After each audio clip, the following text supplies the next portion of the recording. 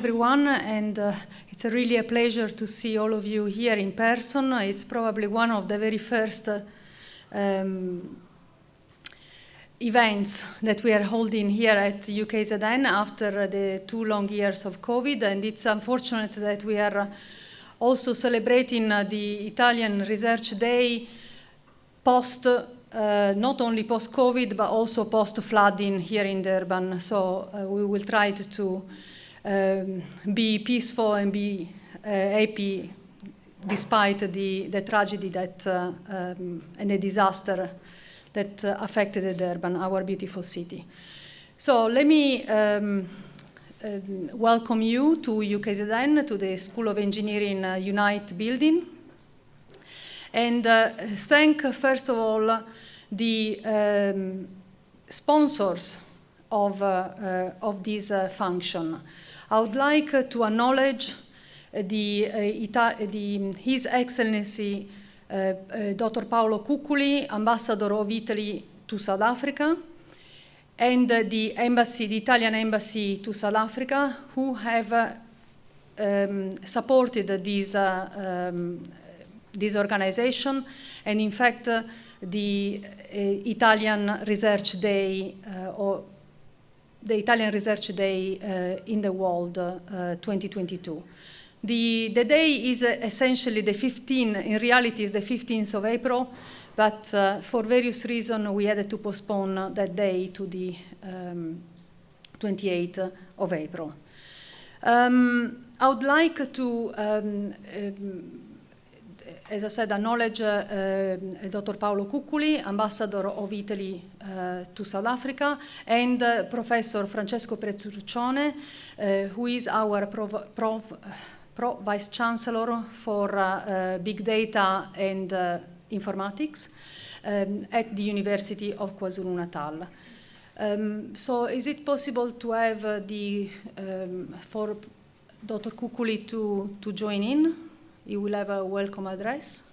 Thank you, Professor Trois, and good afternoon to Professor Petruccione, to the distinguished panelists, to all the ladies and gentlemen present over there. I'm very glad to be with you today to open this workshop, and my pleasure is, of course, mitigated by the awareness of the tragic losses that the recent floods exacted on KwaZulu-Natal and on Durban. Having said that, as Professor Trois has just indicated, we celebrate today the Day of the Italian Research in the World, that has been established to commemorate the birth of one of the most illustrious Italian and world genius, Leonardo da Vinci. I'm particularly pleased to take the floor with you to underline the important contribution that Italian researchers have been providing over the decades to the advancement of global scientific knowledge. Italy is indeed the 7th in the world for the number of scientific publications and is 8th for the quality of them.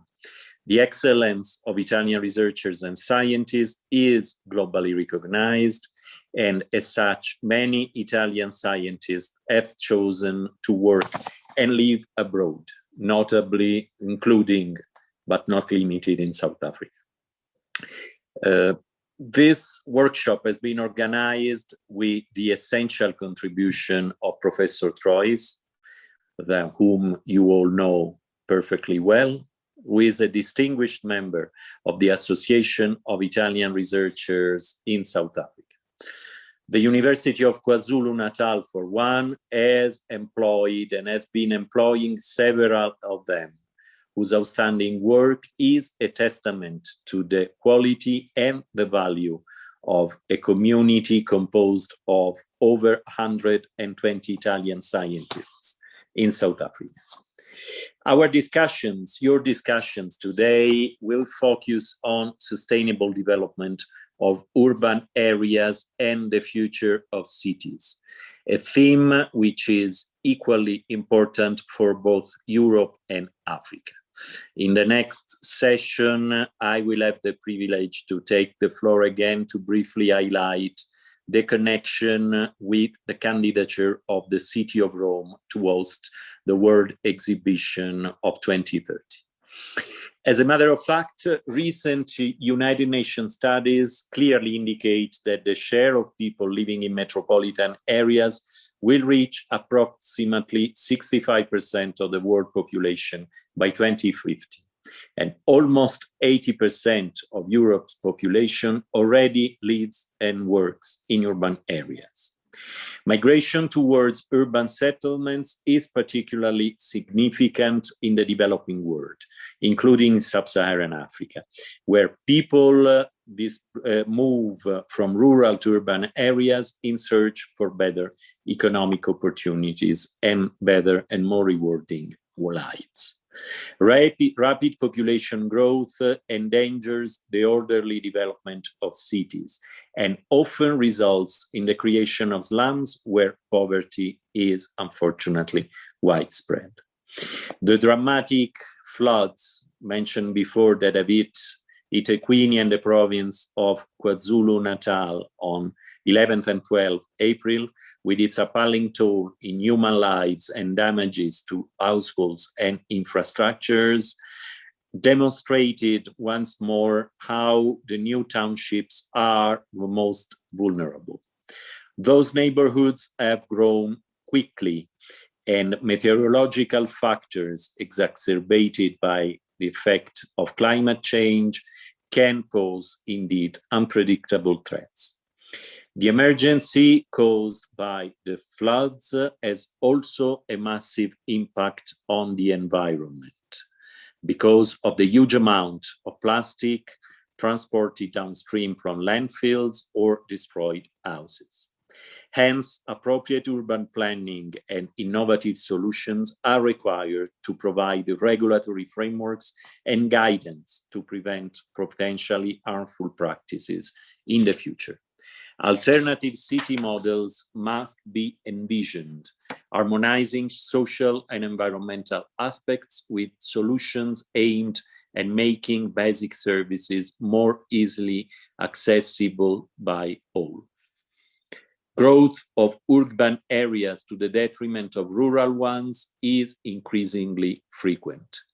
Pollution, overconsumption of resources and energy, waste dumps and junkyards are often the most common consequences of this process. These aspects require deeper consideration, carefully weighing benefits, opportunities, costs, and risks stemming from urban transformation. Perhaps never before has the city been at the center of strategic thinking. Adaptive strategies to tackle the effects of climate change and the COVID-19 pandemic are needed today more than ever. Cities designed by the rigid principles of modernism proved to be far less functional than expected. The concept of sustainable, smart, and compact city must therefore be at the core of modern urban architecture. Innovative technological solutions are required for buildings, services, business, transport, communication, water, and energy. Basically for everything that makes our life in human settlements possible. The challenge is wide, complex, and deeply interdisciplinary. Hence the importance of discussions like the one that is taking place today, with that focus on the sustainable development of urban areas and the future of cities in Africa. I want once again to thank all the Italian and South African researchers involved for their contribution to the debate, and I wish you all the most interesting and fruitful workshop. Thank you so much.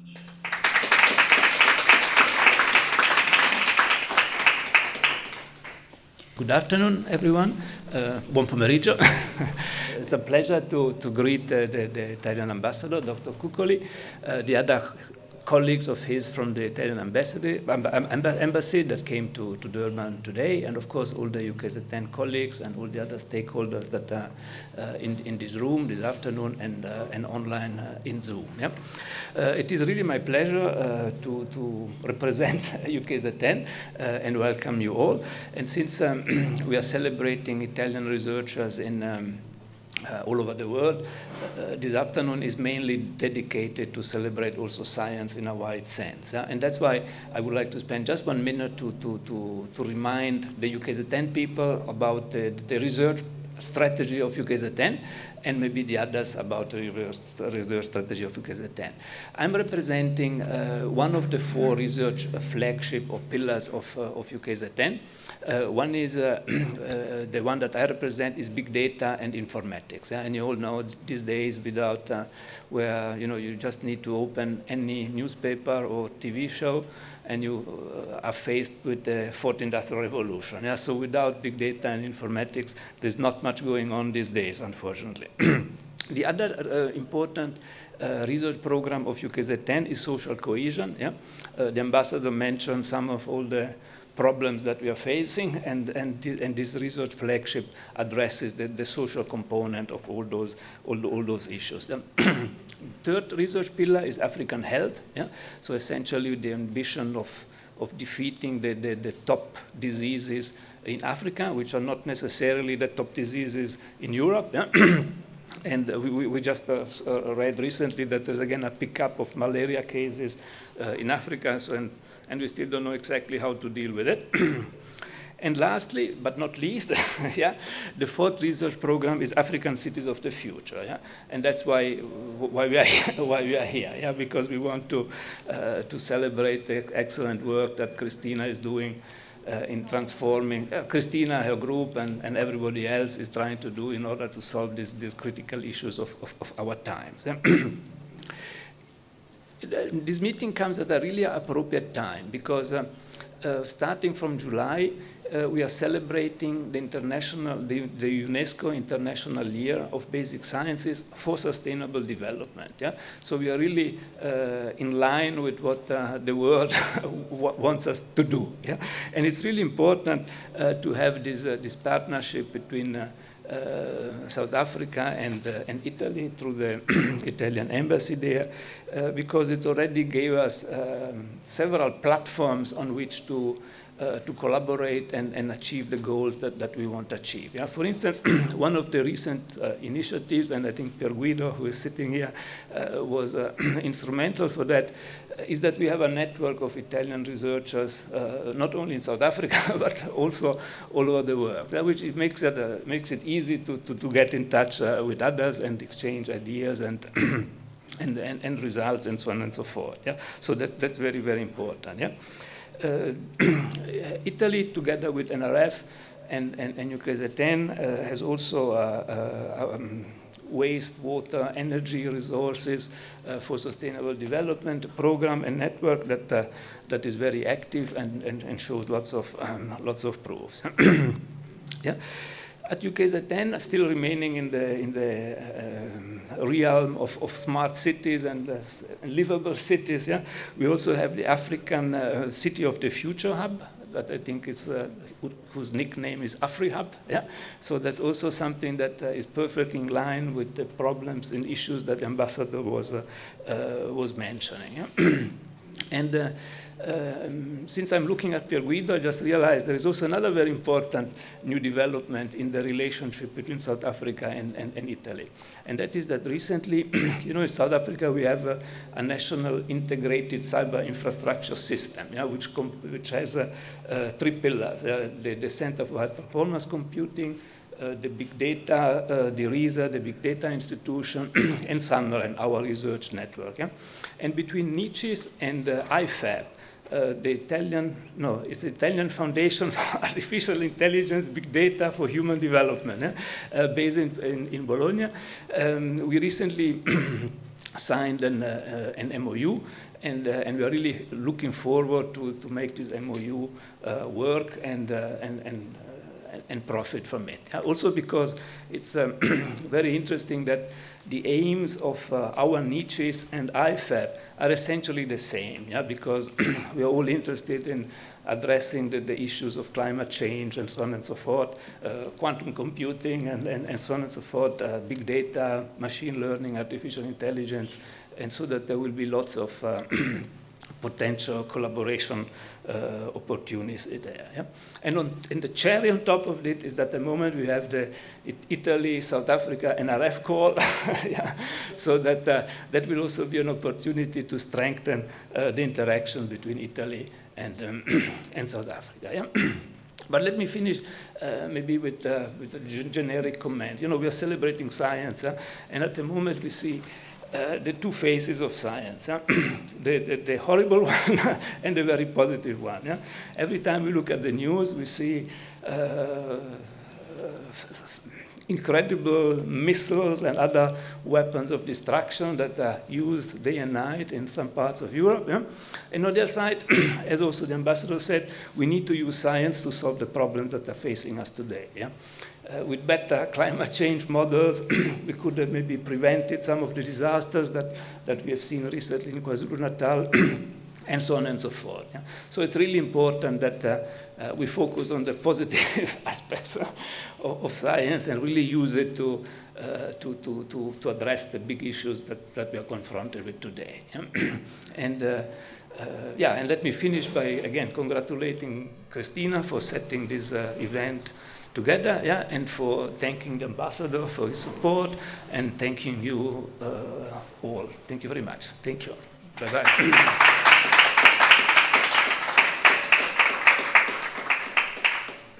Thank you very much, Professor Petruccione, and I would like to also acknowledge Dr. Pierguido Sarti, who is the scientific attaché of the Italian Embassy to Pretoria, who has also been instrumental in the organization of this event.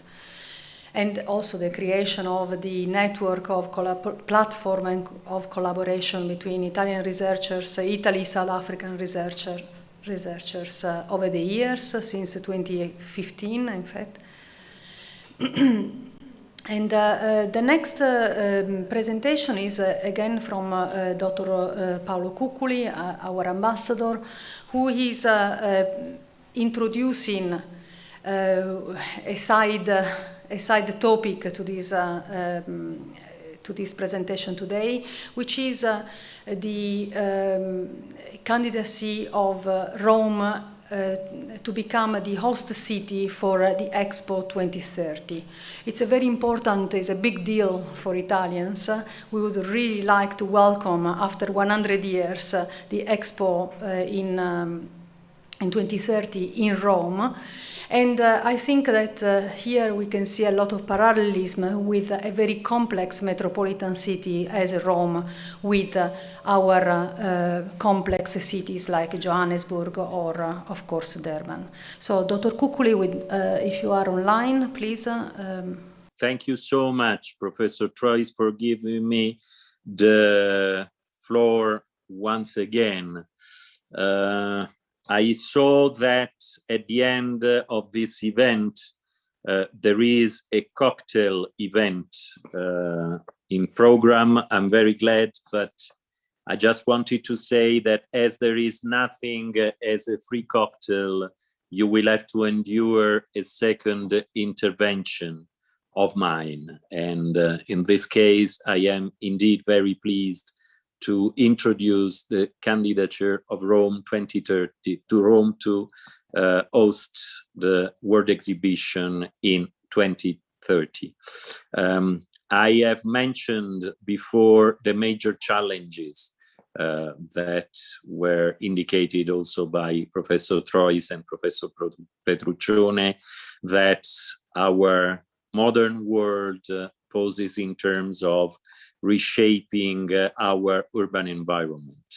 Now, the theme of Rome's bid to Expo 2030 is people and territories, urban regeneration, inclusion, and innovation. So the connection with the deliberations that we have been having today is quite clear in terms of challenges and in terms of the need to reassess what a city represents. And in our view, in the view of the Italian government, Expo 2030 would be the opportunity to reinvent our urban habitats and enhance forward-looking solutions built upon sustainable and inclusive development. The history of Rome itself makes it the ideal place to foster a global reflection on urban areas in the 21st century. Rome is indeed a unique city at the crossroad of the Mediterranean routes, linking 3 continents, including Africa, with almost 3,000 years of history underpinning its urban fabric. In Rome, it is possible to witness how relations between people and territories have evolved and adapted over several ages. With its 28th century's tradition of inclusion and ongoing evolution, Rome, was also known as the Eternal City, has the aspiration to continue to look at the future. Its aim is to contribute to regenerate urban spaces, spurring integration of innovative technologies, energy, infrastructures, mobility, safety, and environmental protection, with equal access to services for every inhabitant. And Professor Petruccione, just before, was dwelling on the crucial relevance of the Fourth Industrial Revolution and of all its applications for the argument that we are addressing today. In the urban model that Rome is proposing, the traditional divide between city centers and suburbs belongs to the past, with digital services and green spaces made fully accessible and integrated in the urban territory. In this realm, there is a great potential for cooperation between Italy and South Africa on joint initiatives to the benefit of local communities, which may enhance inclusion and service efficiency, enlarge green areas and mobility, use new technological and managerial tools to create innovative urban models. The embassy has already started discussing with competent South African institutions at central and local level possible relevant projects to carry out together, which might be presented to the 2030 Expo, if Rome is awarded it, as actual evidence of our common endeavor towards urban regeneration and inclusion. In conclusion, I am pleased to invite you to watch a short video introducing the candidature of Rome, and I appeal to everybody, while thanking you for your kind attention, to be sponsors of these candidatures in all relevant realms and all relevant constituencies in South Africa. And needless to say, I look forward to issuing to all of you as many visas as possible to visit Rome. That incidentally is also my own plan. Thank you so much.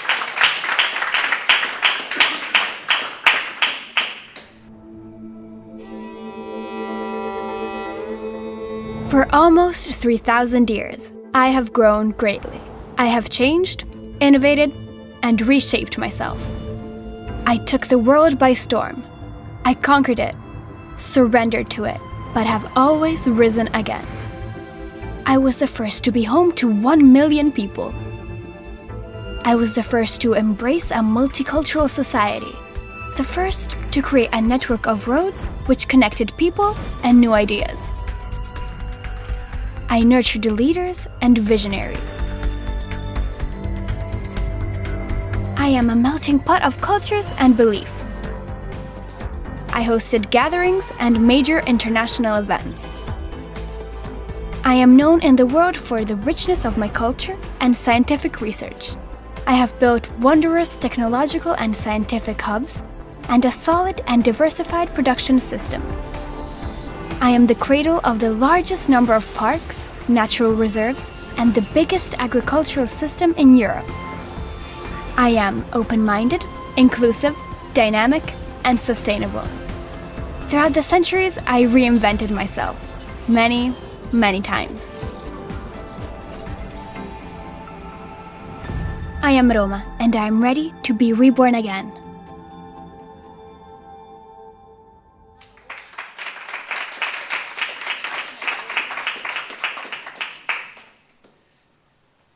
very worried because all my students will ask for new visas to come to Rome 2030. So, all welcome to Rome. Not even, you don't have to wait until 2030.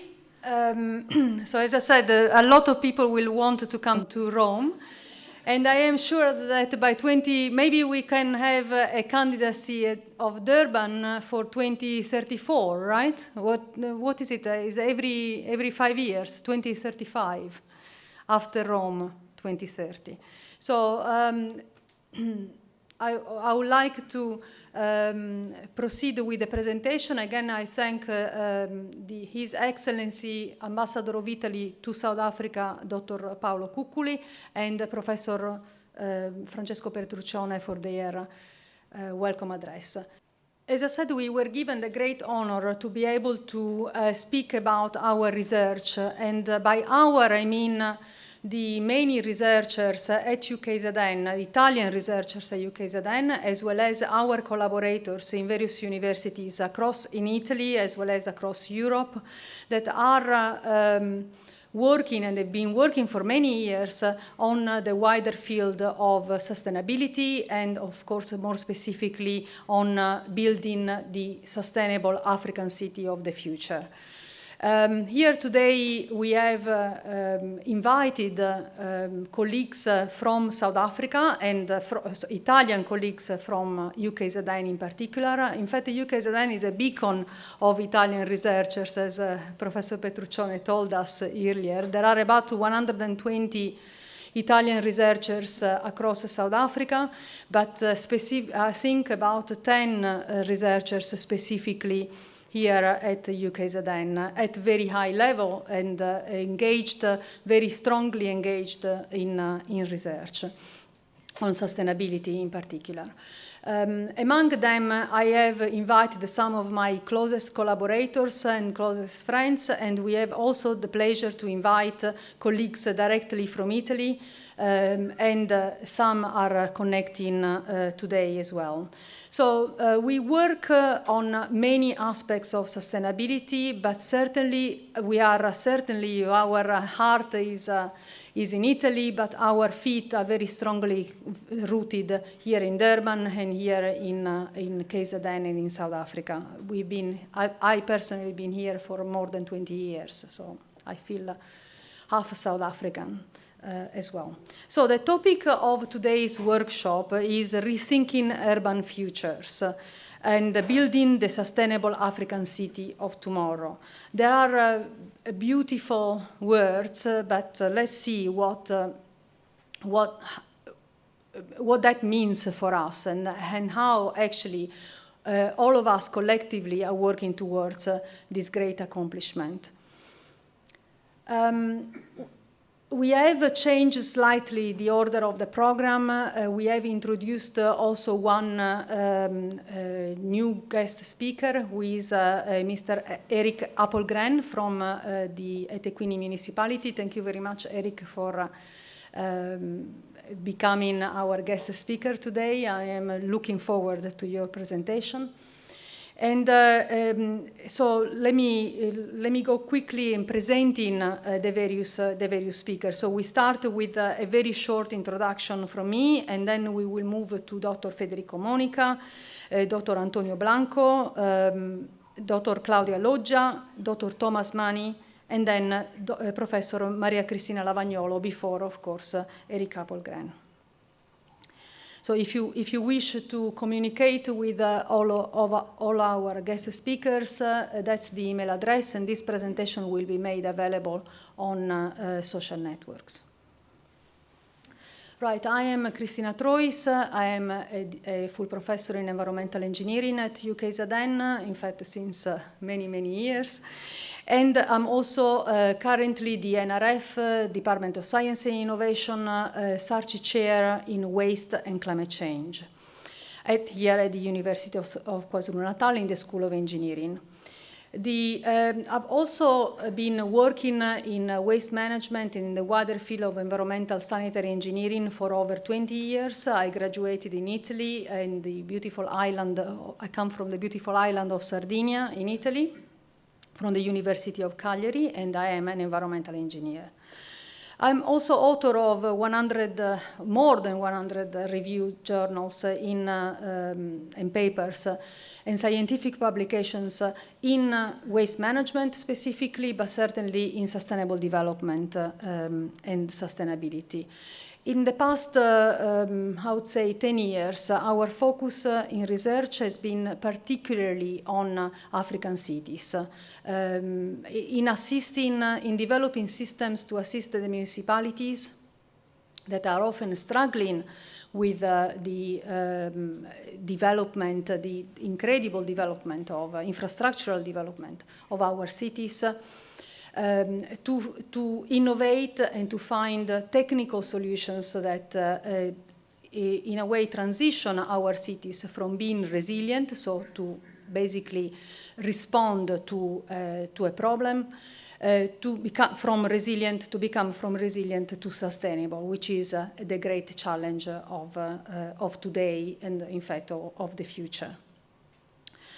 What is since 2018 I've been I am the Sarchi chair in waste and climate change. So what is the link between waste management and climate change?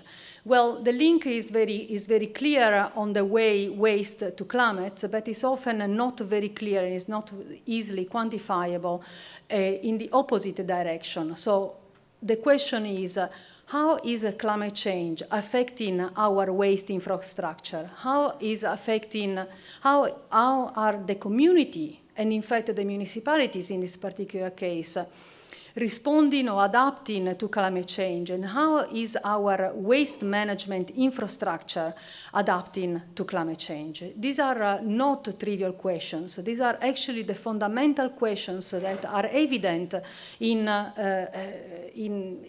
the disastrous the disasters that happened, for example, a couple of weeks ago here in Durban, when if you go to down the beach today, there is still the evidence of the amount of waste that is being carried out by the flooding on the beach, on the shores of even along the Ngeni River. And that amount of waste, extraordinary amount of waste, puts an extraordinary pressure on our infrastructure and waste infrastructure and the ability of the municipality to collect that waste. Right, so with respect to the link between waste and climate change, South Africa, or the waste sector in South Africa, contributes to over 5% or 6% almost to greenhouse gas emissions. The greenhouse gas emissions are the ones, methane emissions in particular, that induce global warming, and then global warming, there is a direct link to climate change. Most importantly, in the past 20 years, so among between 15 and 20 years, if you look at Europe has, the European Union has started very specific regulations to reduce and abate greenhouse gas emissions from the waste sector, from landfill sites in particular, in their transition towards a decarbonized economy. In the same time frame in South Africa, so for the past 20 years, greenhouse gas emissions from the waste sector have more than halved. Have increased of 11%, and particularly for methane emissions have increased of more than 40% because of the lack of specific regulations at national level. More importantly, our landfill sites are are reaching capacity. They are we are having a problem in collecting waste into the landfill. Why? Because in South Africa, over 80% of our waste is disposed unsorted, so there is no specific separation of plastic, paper, recyclable material from organic waste directly into landfill sites. So the landfill sites are actually reaching capacity. You can see on the top right, I don't know if you can, but And the majority of the landfill sites in Johannesburg, for example, in Gauteng, in the Gauteng province, have reached capacity. And here in KZN, for example, we have something like, we have only 29 years, about 30 years left. In the city of Cape Town, for example, we have only 5 years left for reaching capacity. This is very alarming, and this is a consequence of the, in a way, poor waste management, poor decisions that we make here in South Africa with respect to separated collection at the source, recycling, or disposal of waste, of unsorted waste into landfill sites that are linked directly to climate change. Now, there is no way that someone can doubt the influence of climate change. But with respect to the link between waste and climate, we need to acknowledge one thing. Waste management, and this is for all the engineers or municipal officials in this room, waste management in an emerging economy like the one in South Africa or Southern Africa is a real complex socio-technical challenge. What does it mean? It means that we have to cater for highly urbanized spaces and environment like the one on the left-hand side, and as well as we have to service rural areas and peri-urban areas. So with the same level of service and the same level of standard. So it's no wonder that in South Africa, the transition towards a decarbonized and circular economy becomes a just transition towards a decarbonized and circular economy. And the question of justice and the question of fairness is in fact the key of that,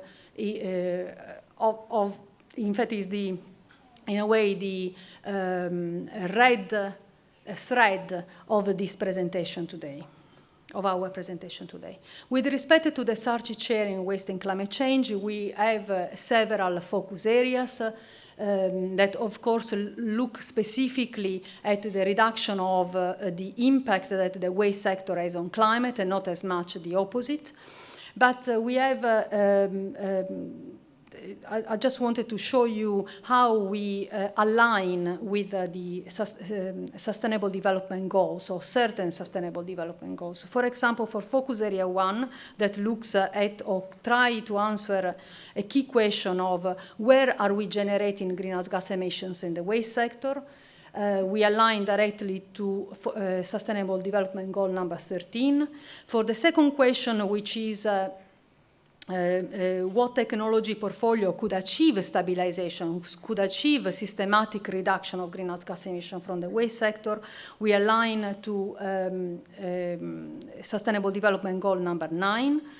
Instead, for the third question for our focus area 3, which is about what climate action we can put in place, so we can suggest to government to reduce greenhouse gas emissions systematically. We align directly to Sustainable Development Goal number 7, affordable and clean energy. And then finally, focus area 4, which looks specifically at sustainable African city of the future, transitioning from resilient to sustainable. The question that we want to answer is, how do we transition the city from a resilient to a smart city? So we were talking of big data and very smart infrastructure, to a wise city, so a city that responds immediately to the request from the citizens. So it's a bottom-up approach, a participatory approach to science. And then finally, from wise to sustainable. And then that is Sustainable Development Goal number 11. So our work as a SARCI chair, waste and climate change, is directly aligned to the main climate-related Sustainable Development Goals. Right, so with respect to Durban, we have a specific project that looks at sustainability or uses Durban as a case study. I have a number of students and engaged in PhD or masters, looking at specifically the Ungeni River and the problem of the Ungeni River in Durban. This project is called Capture. Another colleague today will speak more about the project later on, but Capture stands for Climate Change Adaptation amid the Plastic Waste Transport in the Ungeni River environment. We are collaborating with a number of colleagues in South Africa, international groups of research and universities. And the project is all about mapping of plastic waste and transport in the Ungeni River, into the ocean, into the beach, into the harbor, for example. Mapping of the entry points of plastic into the Ungeni.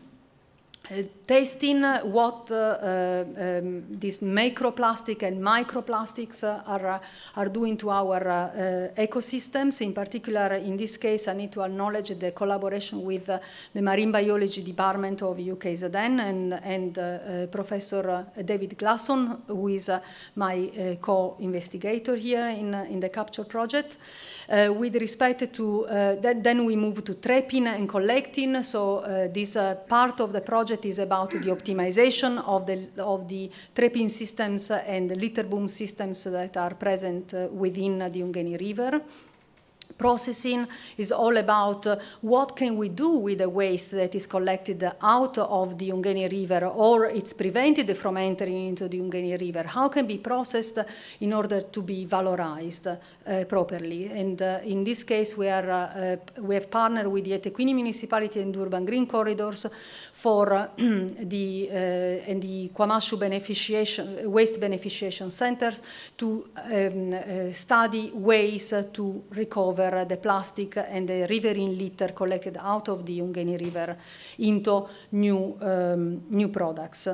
We also look at modeling, and together with the mapping, we have made a partnership with the Ocean Cleanup, and of course, Dr. Thomas Mani will talk more about this aspect of the Capture project, and then community engaging, which is fundamental in any of these projects. And this is, again,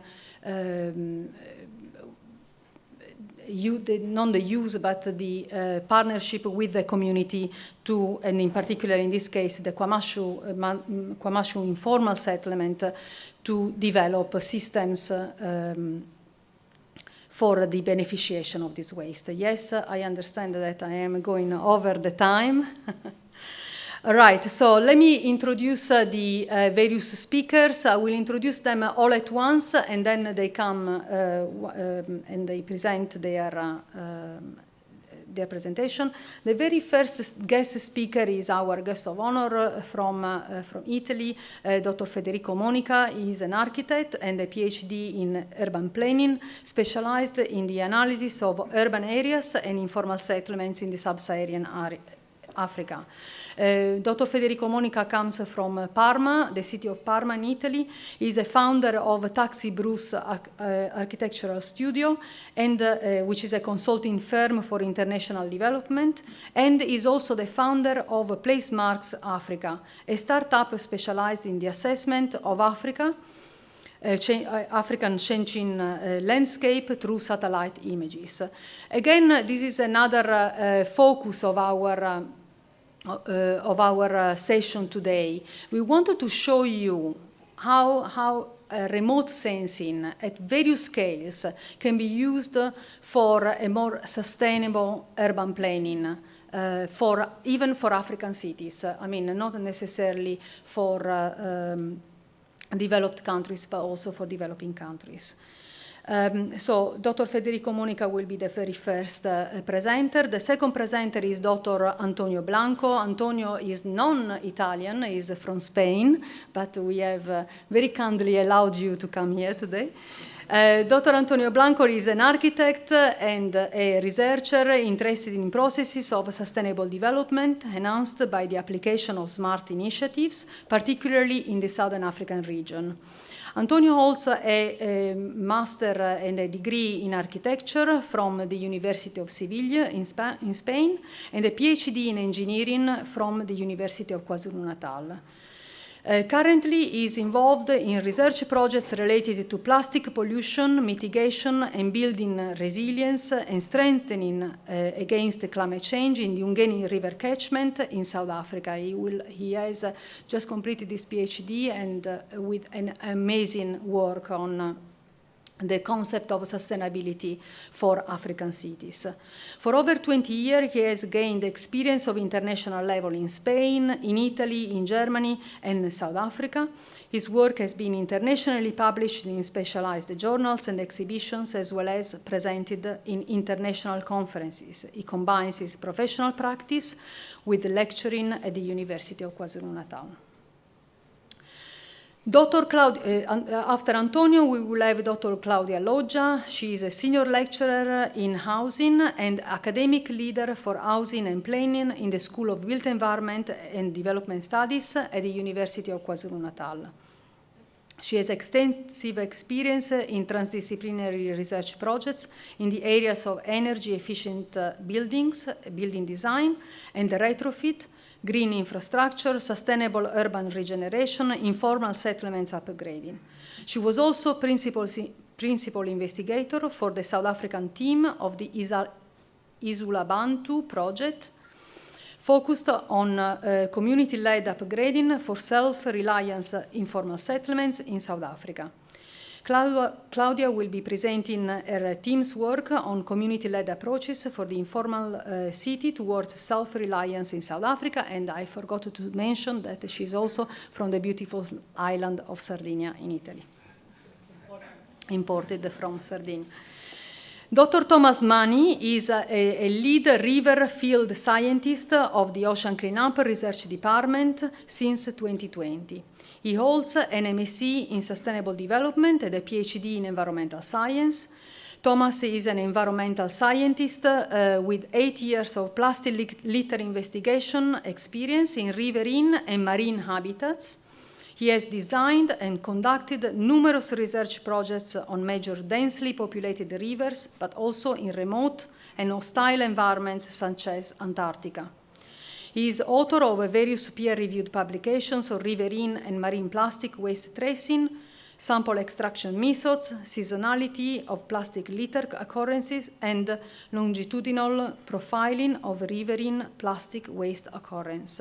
Thomas Mani is, as I said, he is currently in the Netherlands working for the Ocean Cleanup, but is originally from Switzerland. And is also my principal co-investigators and principal investigator in the capture project from the Ocean Cleanup site. Professor Maria Cristina Lavagnolo is a professor at the University of Padua, PhD in environmental engineering, teaching on circular and sustainable waste management. She is the principal investigator of the Circular Economy of Waste Materials and Sustainable Center, also at the University of Padua, which main task is the promotion and application of an integrated and multidisciplinary approach to solving waste-related problems. Main research activities of Professor Lavagnolo are on sustainable water, wastewater, and solid waste management and treatment. Professor Lavagnolo will be our last speaker from Italy, and then, of course, we will have Mr. Eric Appelgren during the discussion session. So, Rethinking Urban Future, we wanted to show you how remote sensing and research can, in fact, make a difference. So I enjoy the session, and please, Federico, come to the floor. Thank you.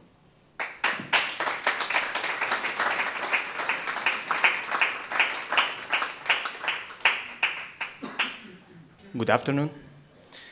And I'm so honored to be here today, and as in this important meeting about the Italian research in the world. And I have to say a big thank you to His Excellency, the Italian Ambassador in Pretoria, and Dr. Paolo Cucculi, And of course, I'm also honored to be here in such important institution as the University of KwaZulu-Natal. And so thank you also to Pro Vice Chancellor Francesco Petruccione, and of course to Professor Cristina Trois, and to all her staff that let me feel really as I am in a family, in a real family. So thank you very much. And I'm going to talk to you about the role of remote sensing and the role of an overview regarding the possible African city of the future. And I would like to start with a quoting, that is a quoting of a very important African writer, that is Chinua Achebe from Nigeria, that said, "Until the lions have their own historians, the history of the hunt will always glorify the hunter." And what the relationship with the representation of the reality and of the mapping? Well, I think there is a big relationship, because when we see a map, we have to be reminded that that map is a sort of expression of power. So somebody has drawn that map, and somebody decided what to point on and what to show more than other things. So mapping is not a perfect science, and mapping is sometimes really really personal and reflects the ideology even of some eras. And the game changer in this status, it's remote sensing, and in particular satellite imagery. Why the game changer? We know that satellite imagery has an history that comes from military field, but now, thanks to its accessibility and the fact that it's mainly free and constantly updated, it became something like a democratic way to look at the territory, to look at the landscape, and to make assessments. And so we can say that sometimes even militaries are doing good things. And that's why, looking at these opportunities that we have freely accessible, we decided with some colleagues, a small group of professionals in the fields of development, of environment, of urbanism, of social issues, and to create a small organization that works exactly on the analysis and on the assessment of this kind of imageries. We are focusing on Africa because we have a long-lasting experience in African continent, and we are focusing especially in the changement that Africa is facing. Our work has three main fields of application. The first one is, of course, safeguard and conservation. So we are trying to contribute to the conservation of ecosystems and for the conservation of built heritage and rural landscapes. So we are aiming to create a sort of atlas of rural landscapes of the continent, and that those rural landscapes that are in danger because of the urban growth or other activities. So some images of all these landscapes that we found in Madagascar, for example, or Ethiopia, the way as farmers are cultivating in arid region of Mali, or these traditional settlements that we have that are so similar to Zulu settlements, and these are in Uganda. So this is the first field we are working on. The second one is the awareness and advocacy, and it has the aim to raise awareness about social, environmental issues that are particularly important in some areas of Africa. The first one is, of course, crisis and migration, and so we are trying to reconstruct the track that migrants are doing across the Sahara Desert until the Mediterranean, and so to see where are the passing points in the frontiers. This is an informal camp of migrants waiting to pass through the border in Algeria. or monitoring also the reality of refugees camp and refugee settlements.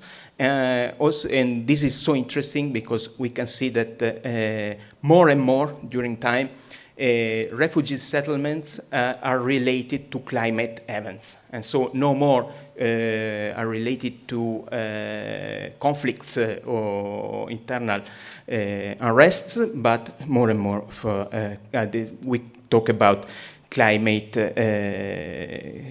refugees and so on. The other field regards the ecosystems. African ecosystems are in danger in many areas. At first, regarding the problem of deforestation that may be linked to traditional agriculture systems that are no more sustainable. Maybe they were sustainable decades or centuries ago, but now with the population growth, they are still not sustainable. Or even related to these big agro-industry interventions that are really creating this big cultivation destroying biodiversity. Or, of course, related to the issues of mining and of resources exploiting. Here we can see some oil wells in Libya that still have these big vents day and night, burning and releasing wastewater directly in these small ponds. And the third topic we are working on is monitoring and research. And so our aim is to support researchers, is to support policymakers, and to address issues as urbanization, as waste management, and as also the adaptation of the city to the climate change. And here comes Durban. And we started 1 year ago. We signed a memorandum of understanding with UKZN and with Sachi Chair for Waste and Climate Change. And we started to look through the other cities, even what's happening in Durban. And what's happening in Durban? Well, looking Durban from the high and looking especially Durban through different periods, we can see how much some area of the city are changing.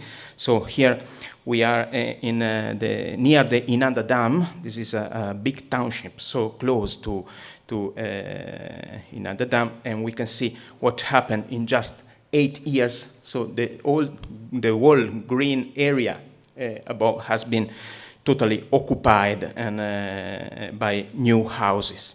Or, for example, in the Bilateral landfill, we can see the situation of this big landfill in 2014, and we can see, and this is not a bad news, fortunately, we can see how it appears seen from the sky today, this very big landfill.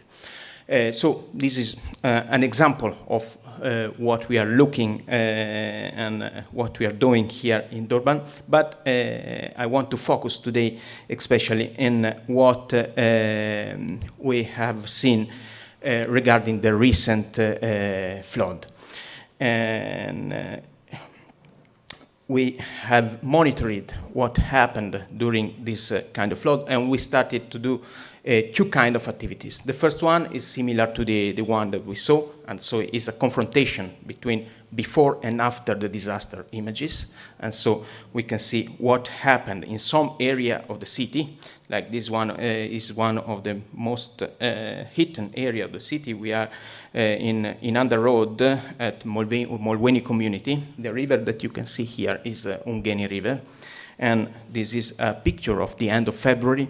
But we can see after the flood, this is the situation. We can see that all the bridges, a lot of bridges has completely disappeared. We can see the river took out the whole vegetation. A lot of landslides occurred, and unfortunately, they took with them a lot of houses, and I'm afraid also a lot of living. Other area not far from here, Shannon Road, is around Reservoir Hills, but near Ungeni.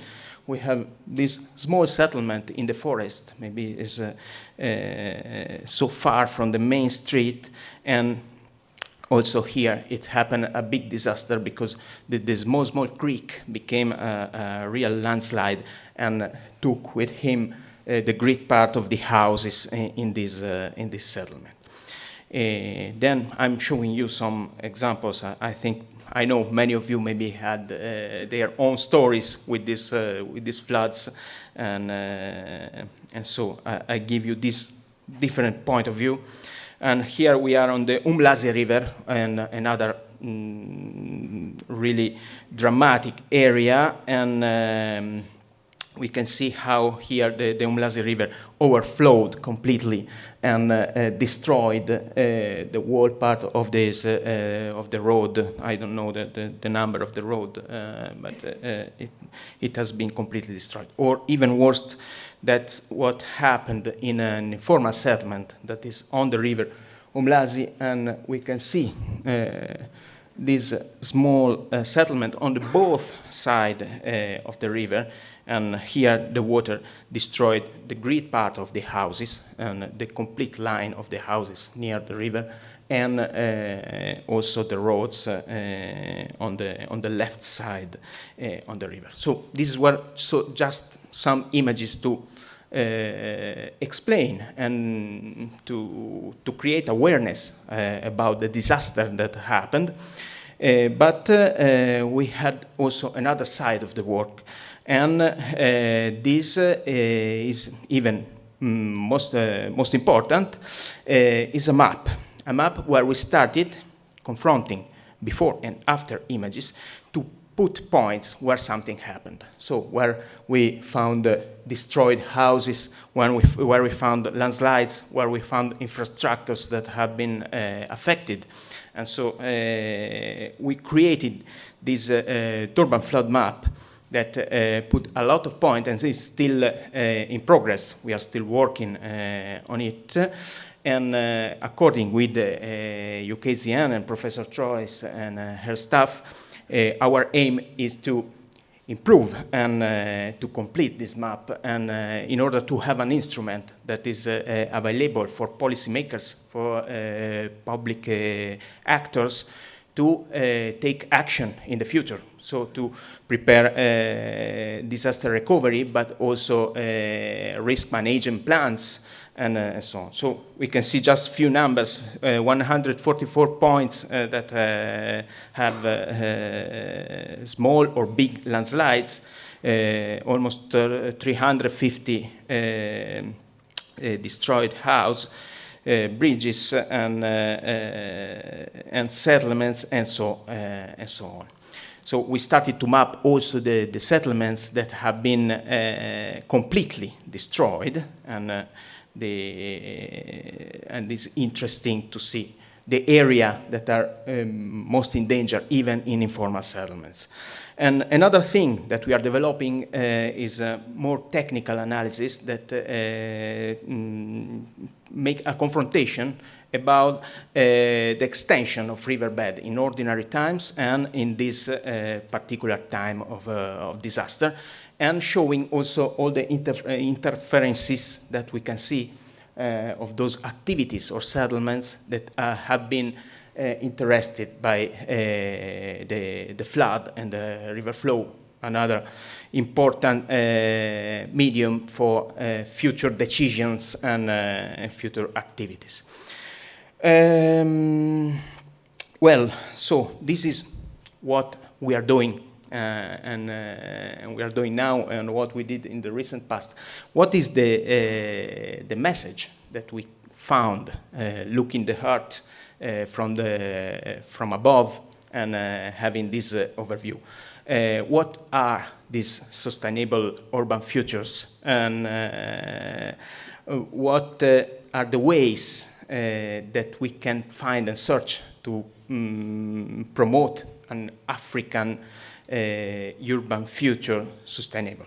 I tried to give you 3 quick words that can describe this. The first word is integrate, and a city that become integrate with the surroundings. And here is a small picture of Antananarivo in Madagascar, and we can see how much is important the urban agriculture in this city. And I think this is a real important issue to work on. And this means not just promoting urban agriculture. This means that all the infrastructures that we are going to plan must be infrastructures planned also to promote and to favor urban agriculture. And this is, I think, very, very important. The second word is adaptive. A city who is adaptive. A city which is able to adapt to the territory, which is able to adapt to the landscape, and that is not changing it. We are used to see the cities that since the Romans' time, so as Italians we have a big fault about this, but we are used to see cities that are heavily modifying the territory and the landscape. Maybe it's time to come back to an idea of city that is adapting to the landscape, to the territory. And also because our colleagues that are anthropologists teach us that in an evolutionistic theory is not the stronger that succeed, but it is the one that is able to adapt to the changement. So, and this is important regarding the infrastructure. Maybe we have also, and here arrived the third word, that is light, and because this idea regards exactly the infrastructures. We are used to think to infrastructure, hard infrastructure, heavy infrastructure, centralized infrastructure. But this time maybe is finished. The time is over for big infrastructure. We should look to decentralize the infrastructure, light, small, decentrated, and soft. And this is a really African approach to the city. And because the European or the Western approach to the city is centralized, is a hard approach of modification of the territory. So all these ideas, I know, may sound strange, may sound utopian, but I think that climate change are calling us to make a move. And they are teaching us dramatically that we cannot continue with business as usual. Thank you very much.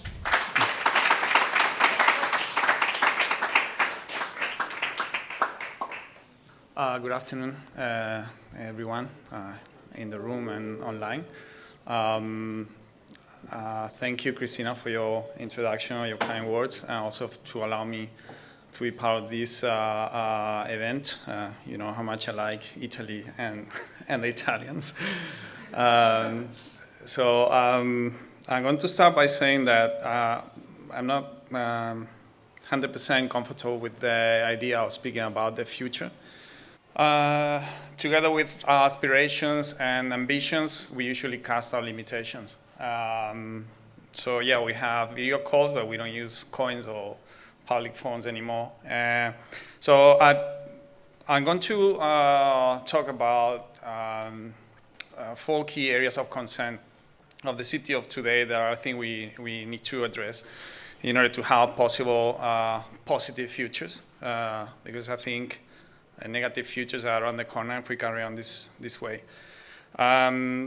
These are mega cities, the scale of African cities, informality, human capital, and financing. Most African cities, most African mega cities are inherited from colonial powers, and it requires cultural adaptation, and they based on extractive economies. Just a few facts about eThekwini. eThekwini is one of the 8 metros, but we had to consider that Sunduzi, Pietermaritzburg, is another the 8 metros, and eThekwini is 5 times bigger than Pietermaritzburg. It's the 3rd most populated city in South Africa, with about almost 4 million people. As I say, 5 times bigger than the 2nd biggest city in the region, but it's 100 times bigger than the smallest municipality in the region. 1 in 3 residents live in eThekwini. That's 33% of the 11 million of people in the region. The density in eThekwini is way over the average of the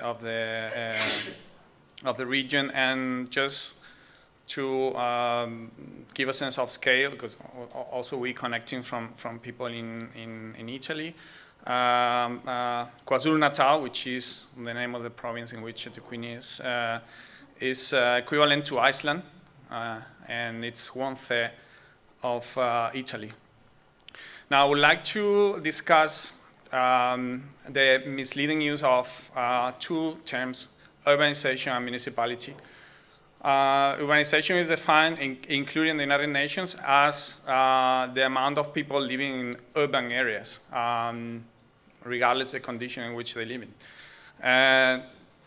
Also, municipalities in South Africa are basically associated to political power, is the way South Africa organizes elections, basically. If we look at the definition of municipality in any dictionary, you're going to find that it's a city with local government. So you probably expect the square with the town hall on one side, the church, if we're in Europe, on another side, a watchtower, and nothing further than that in Africa, in Southern Africa and Sub-Saharan Africa.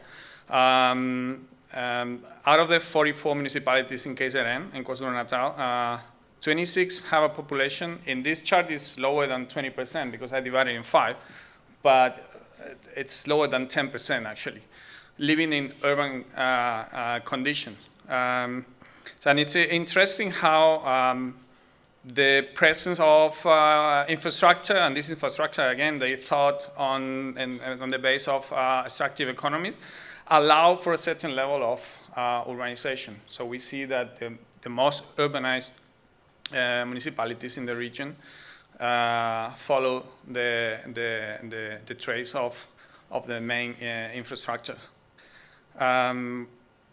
We also have this discussion if development and nature enter into conflict. The reality is that we have 2 world-class, World Heritage nature reserve in KZN, Drakensberg and the wetlands in Isimangaliso. The center of KZN doesn't seem to be affected by constraints in terms of nature reserve, but at the same time is completely underdeveloped, right? No, in terms of urbanization, okay? I wanted to talk about informality, usually portrayed as a level of criminalization. The presence of informality is due to the absence of the state. The point is that are we going to be waiting for the state forever to deliver? So it affects economy, it affects housing, governance. Let's not forget that the informal settlements have their own informal governance. You don't go there and live anywhere you want. You assign a place. You know who you have to respect. Transport, services. But the contribution of informality to the society, it's often neglected. Informality in Southern Africa and Sub-Saharan Africa is overwhelming. That's something that we need to acknowledge and we need to address. In Africa, in Sub-Saharan Africa, 75% of the housing stock is informal, 75%.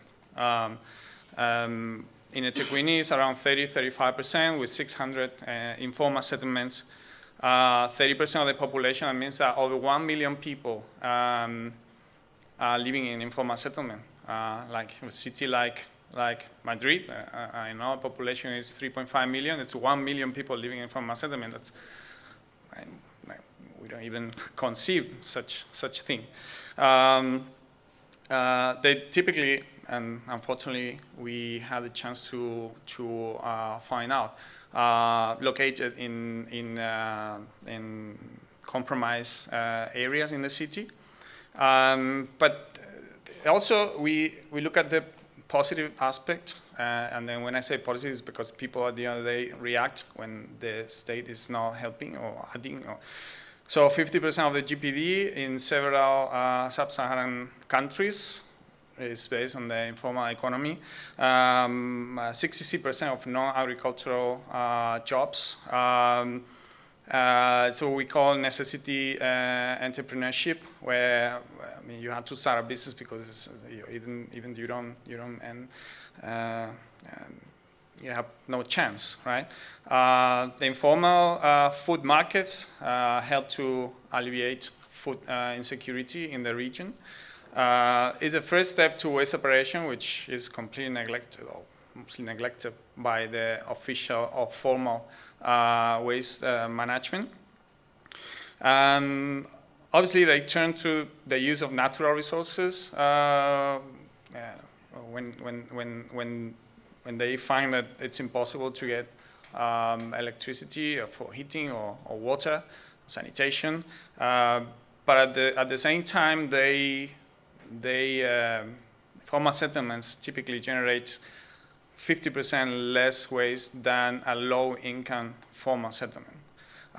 So I think it's very important to acknowledge that this situation is the scale of informality, not only in terms of housing, but all across society. It's important, and we need to acknowledge if we want to intervene and create possible futures.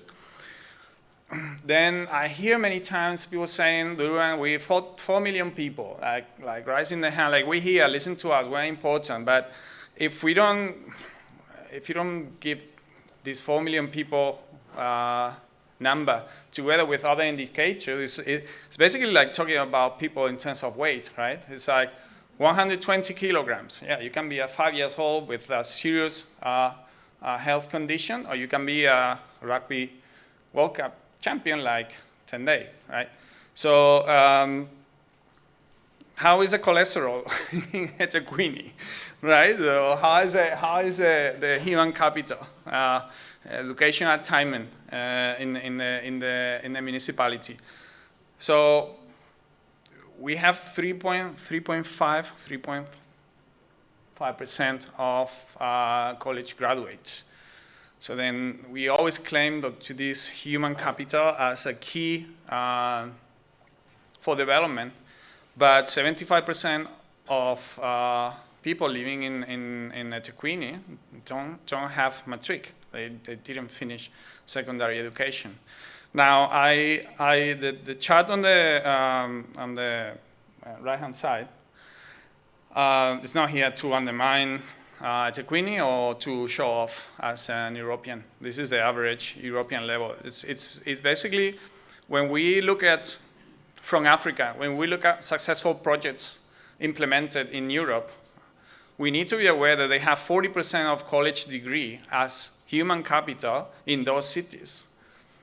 And at the same time, when we from the global north, the so-called global north, planned implementations of projects, aid, we had to be aware that it's more challenging to bring here projects that might be successful in Europe, and we may clash with the lack of people to implement those projects. So I think this kind of events like bilateral meets are very important because we bring together visions from complete different scenarios. And you're going to allow me to name the name of the law in vain this time. But this thing has been around forever, and we don't seem to acknowledge that we have to increase of human capital in the Southern African cities. I mean, 50% financing. Let's go quick because I know it's in South Africa. The way that the tax money is organized is basically like here. Okay, so it's 51% national government, 40% regional government, and 9% local government. Now, when we look at a city like Durban, Tequini, where 1/3 of the regional population is living in the city, I assume that it's short. It's not enough for the city budget to face all the challenges that such amount of population is stressing.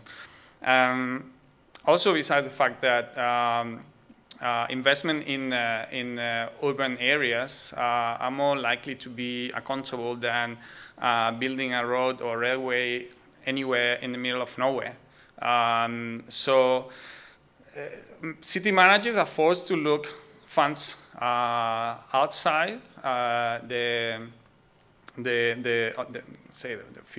official course of financing, and then we have this triple bottom of development.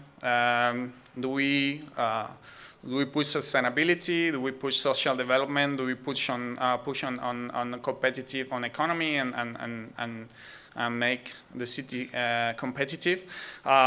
Usually, what happens is that sustainable development is put on the side, so we have other priorities, and usually the social development is put up front sometimes as a sort of small courting to attract funding, right?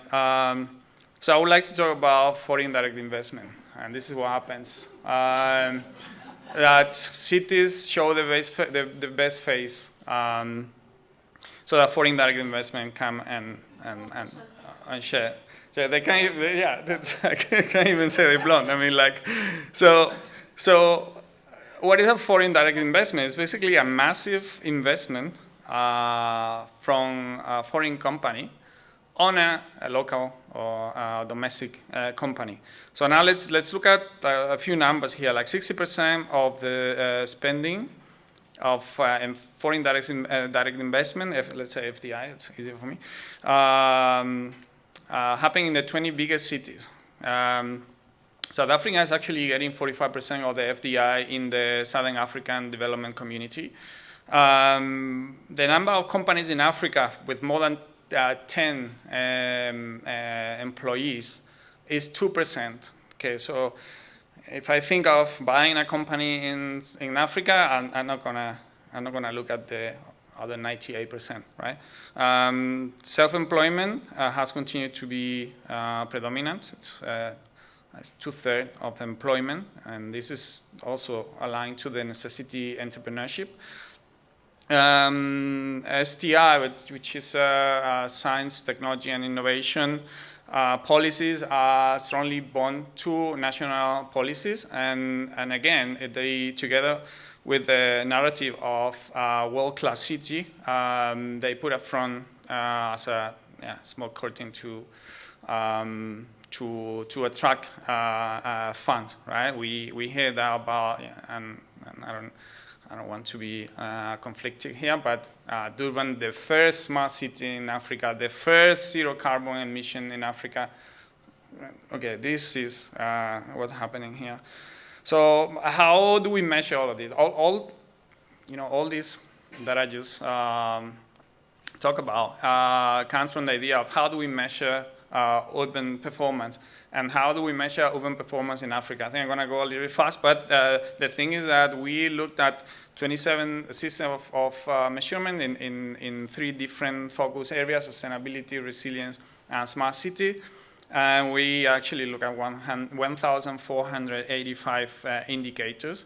As you see on the right-hand side, systems that address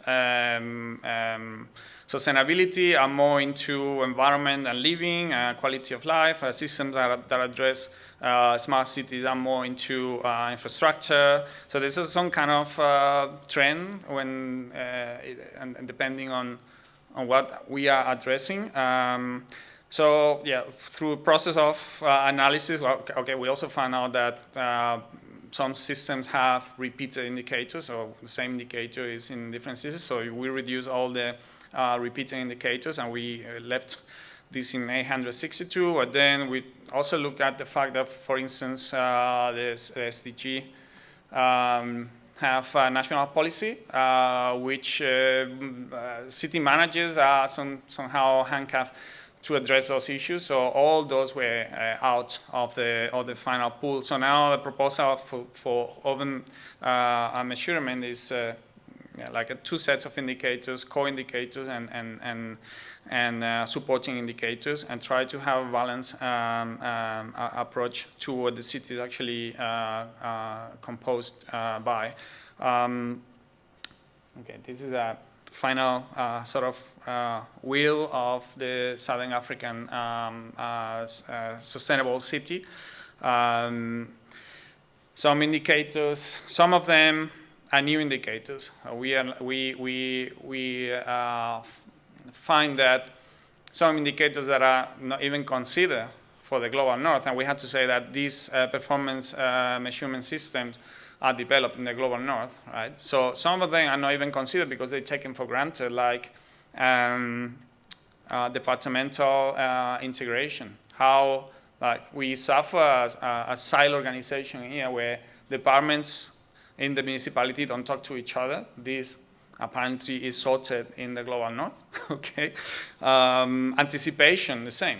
You have plans, strategic planning that, you know, like you look at that for the years in advance. Is another type of, and by the way, all these new indicators are opportunities for PhD and master's like grants, if you guys want to engage, because these indicators can be either qualitative or whether qualitative or quantitative. So basically, behind every indicator, there's a research project. So concluding now, I have 5 let's say, recipes for possible future. One is a holistic regional planning. Regional planning cannot just look at how the mine is behaving or the railway. No, we need to look at the holistic network of smaller cities.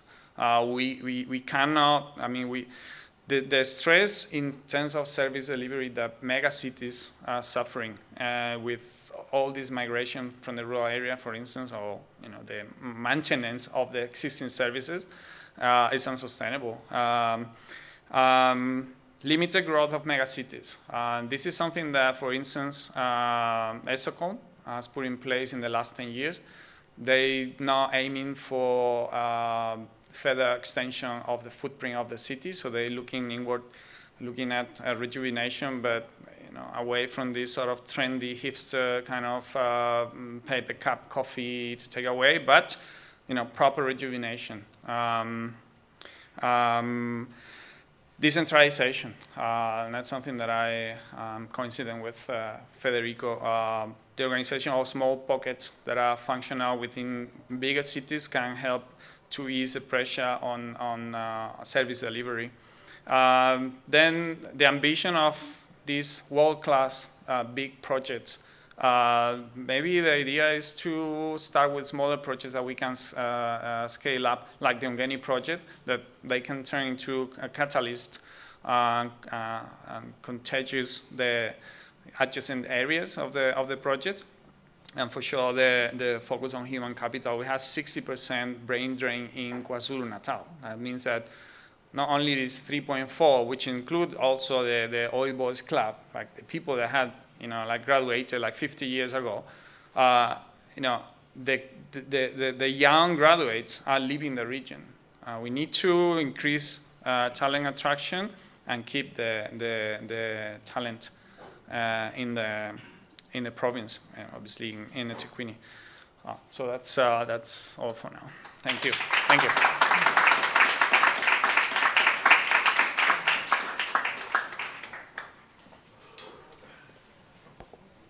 So we are going from the view from space, we're moving closer to Earth.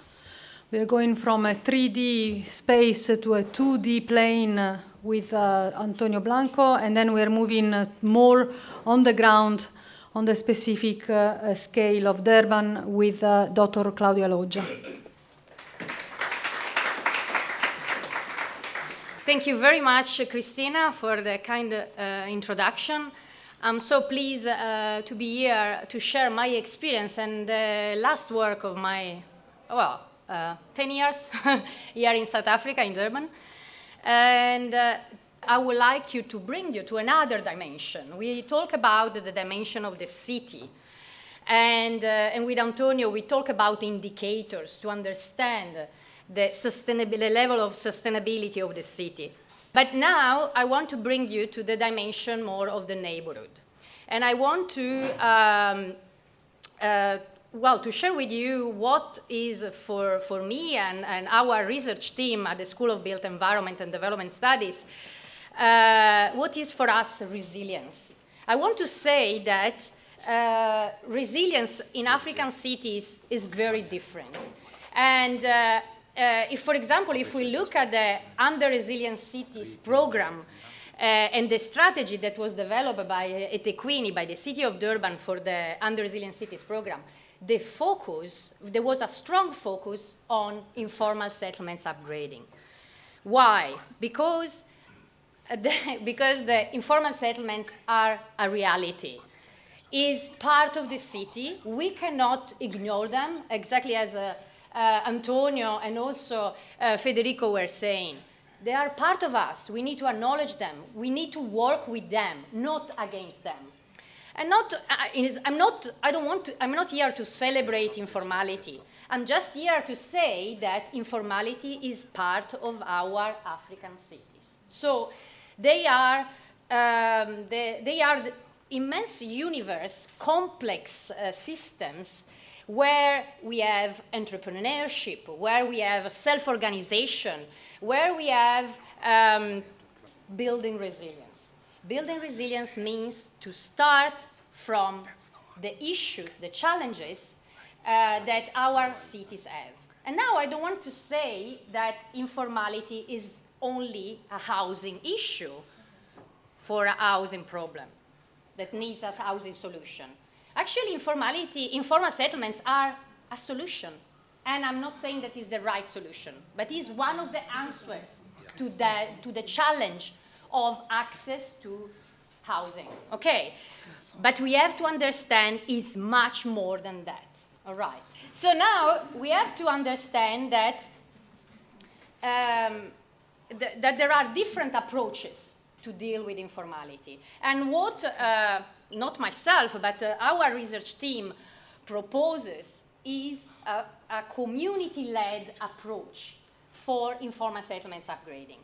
Community-led, it means that is driven by the community, but as the support of the municipality, of the NGOs, the community-based organization, and particularly the support of the academia. It's extremely important the role that academia has in the upgrading of informal settlements.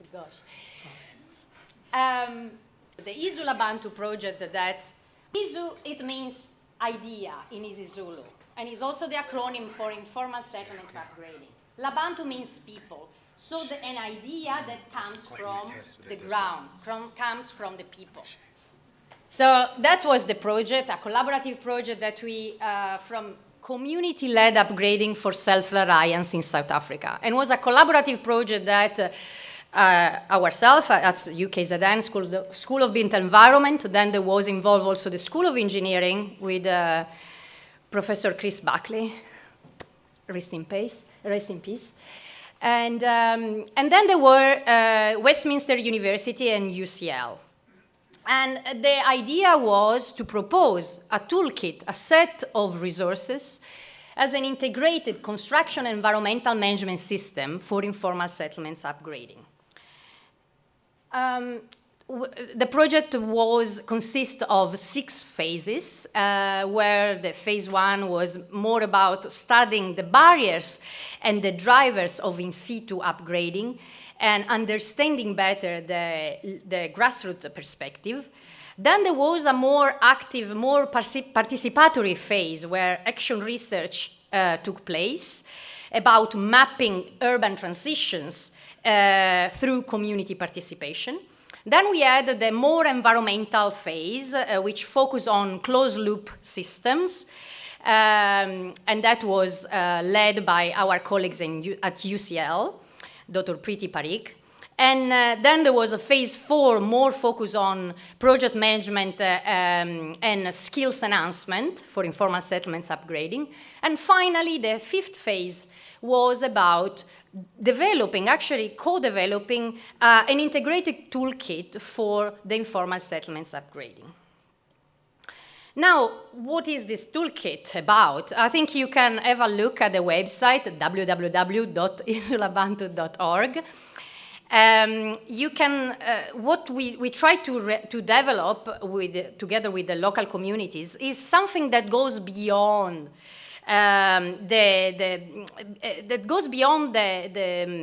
the normal toolkits. You know, we want to do something that enhance the meaningful participation of the community and also the leadership, the importance of the leadership. To develop this toolkit, we have been in consultation with the municipality, and we've been working a lot with some local NGOs, part of the SDI, Slum Dweller International organization. So what we want to do was to emphasize the community leadership. The toolkit consists of a set of resources, so ranging from, of course, project briefs, policy briefs that are uploaded in the website, a booklet, so a guide for communities, for local informal communities, trying to support communities in strengthening their capacity to lead the upgrading process themselves. That was the main thing. And then, of course, we basically develop some video tools, like ranging from video documentaries and more simple videos involving also drone mapping, together with a colleague of mine that I'm not sure if he's here, Dr. Govender, Viloshin Govender, that really assisted for this important phase. And then, of course, we are academics, so there are a lot of journal papers and other type of more academic outputs.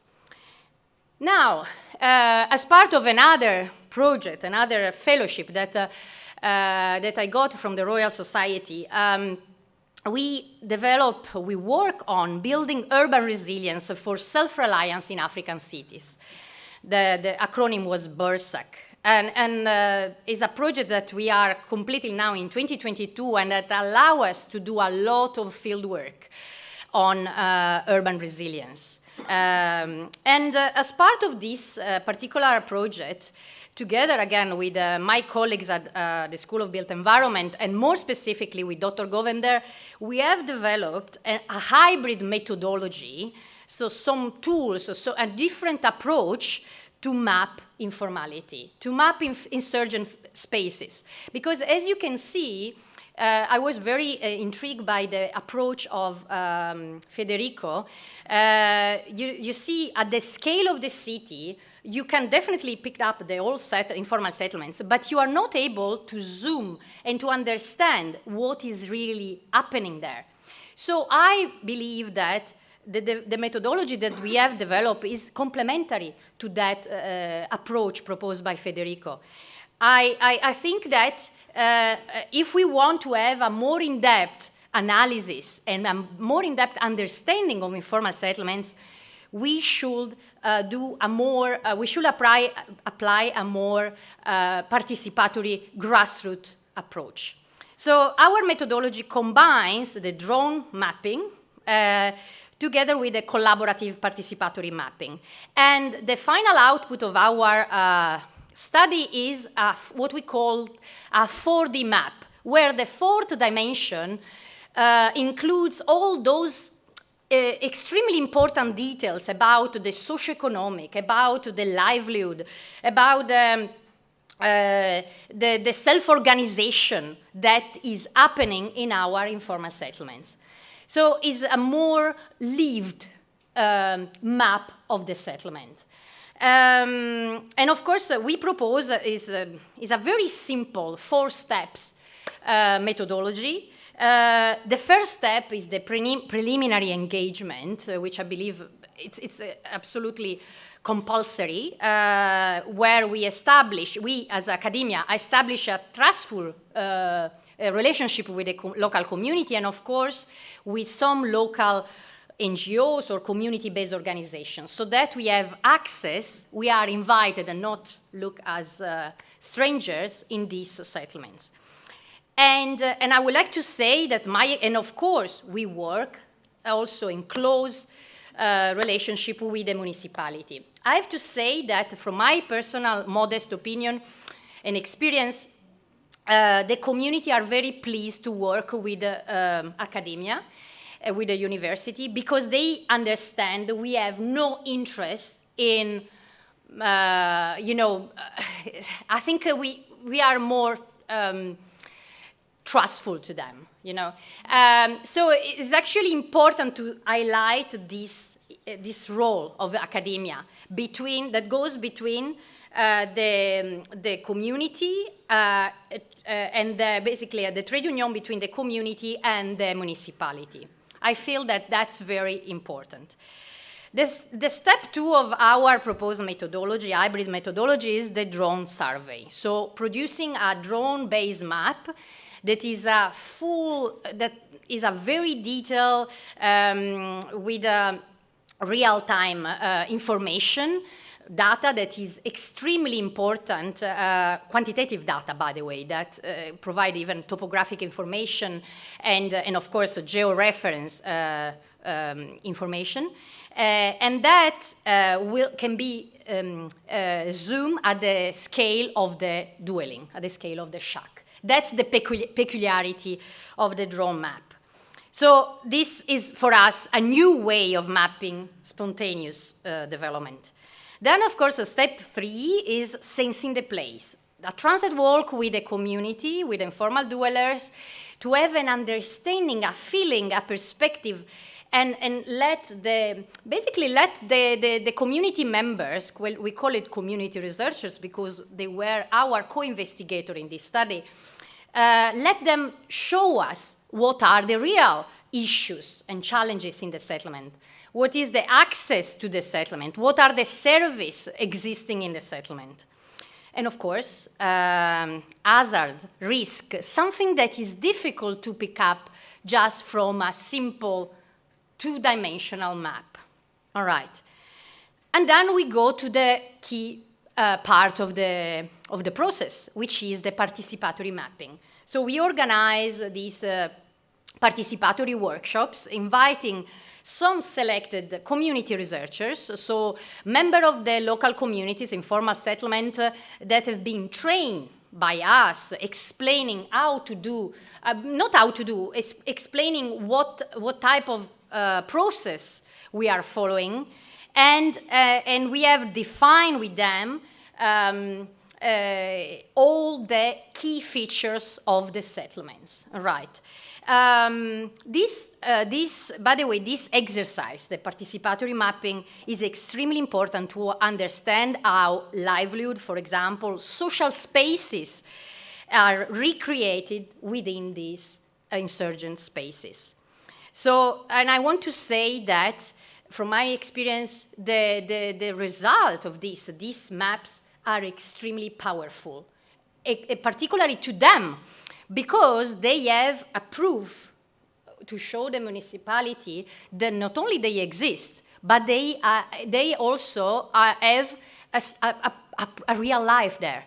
And this is extremely important for both sides. So it's a very powerful instrument. So this is just an example of a 4D map that we realized for the Quarry Road settlement in Westville. And we've been using this map, and my colleague, Dr. Govender, did so many drone flights in the very same settlement that, by the way, was affected very badly from the last flooding. And this is very important because these maps can be used as a base to develop a community-based response to such hazards. And I think it's extremely important that we work on that. We have to work on changing this dependency syndrome. So we cannot think that, informal dwellers cannot think that the municipality will be there always to provide housing, okay, to deliver housing. It's not sustainable, it's not feasible. So we need to understand, we need to support them and let them understand that the role of municipalities is more like an enabler. So they are there to support, they are there, of course, to bring infrastructure, but they must, the population must be proactive, you know, and they have to lead the process of upgrading themselves. That's the most important learning. So mapping together the risk areas is a very important exercise to co-develop, you know, to design new strategies, mitigation strategies, but also not only for the short term, but even for the long term, to rethink, to redesign the settlement so that is more risk sensitive.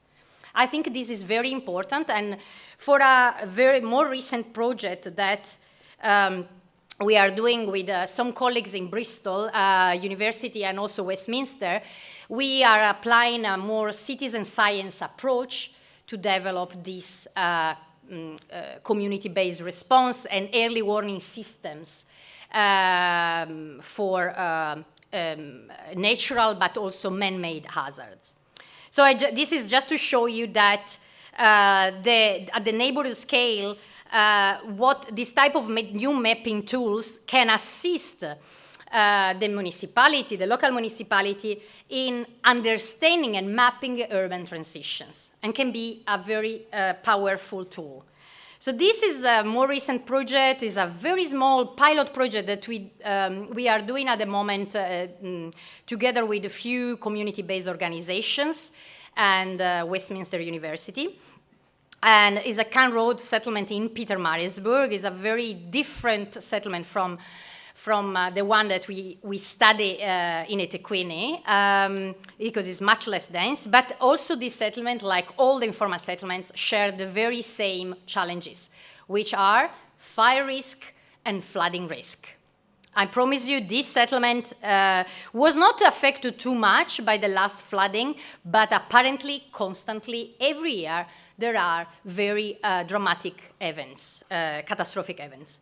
So through this small pilot, what we are doing, besides the usual steps of our methodology, drone mapping and of course participatory mapping vulnerabilities and existing services, we are trying to implement. We brought some sensors from the UK, from London, and so a moisture sensor and some fire sensors. And we want to install this sensor in this settlement, in some dwellings of this settlement, and we want to train the community to use these sensors, which are very low-cost sensors, to develop and work on this community-based response. We want to let them create their own committee, community-based committee, like a risk committee, a risk unit, I will define it, and put them in direct contact with the municipality, so that in case of a flood or in case of a fire, they know exactly, first of all, how to move, and they know also how to prevent such catastrophic events. And the importance of working with a resident of the settlement is huge. So it's actually, they are the only ones that can deeply understand what's happening in their settlement. So I want to say that when we organize, so we have already organized 2 participatory workshops with this community of Can Road, and we still have a busy May schedule. So we really hope that we will show in this small pilot project what can be done in terms of community-based response to risk, to hazard, right? And then the final outcome will be to bring this information, this data, this type of multi-layer data, and create and develop in the future. Of course, we are still working on that, and we need funding. By the way, eTequini, just. Someone is. Everywhere. We are not jealous of eTequini. We can. Road is Msunduzi, but we accept funding from everywhere. This is a pilot, remember. We want to scale up. I'm just kidding. We are working on that.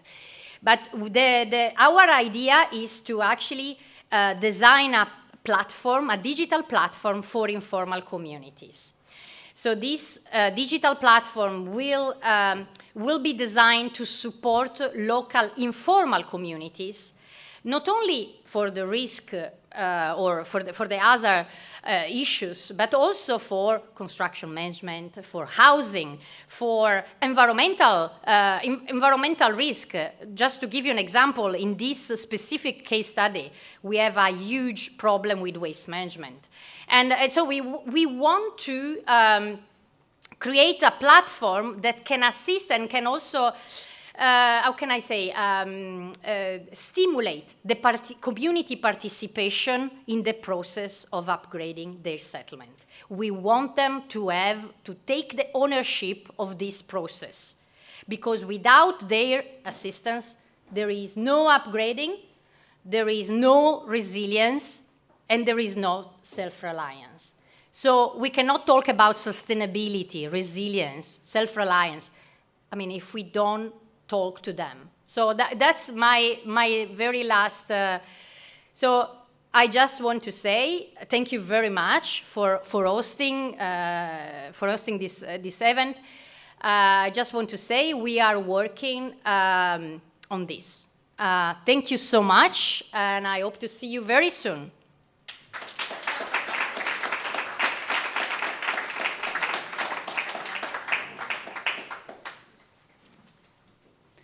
Okay, the next is online, is Dr. Thomas Mani. Thank you very much. Yes, I'm tuning in this evening from Rotterdam. Thank you very much, Professor Cristina Trois, for the wonderful introduction, for hosting this event, and thank you to the Italian ambassador for supporting this event. It's a great honor for me to be able to contribute. And I would like to extend my deep sympathy to KwaZulu-Natal, South Africa, after the very troubling witnessing of which I did online of the floodings recently. So I really hope this will get better soon. And this has been very much in my thoughts over the last days and weeks. So I would like to contribute by highlighting the collaboration between the SARCI chair and the ocean cleanup in terms of research. So I would like to quickly just point out that, as you might know, the ocean cleanup is a roughly approaching 10-year-old organization from the Netherlands, based in Rotterdam, with the mission to clean the oceans, to rid the oceans from plastic pollution. So we have, on the one hand side, interventions offshore in the marine domain, with the system you can see on the slide. And at the same time, we try to close the tap of contributing rivers to this marine pollution problem, which of course is an anthropogenic phenomenon that starts with human settlements and the high challenges, the overwhelming challenges of waste management, which cannot always be met around the world. Just as a brief back look, we are today, as a global society, confronted with roughly 400 million tons of plastic materials consumed, produced every year.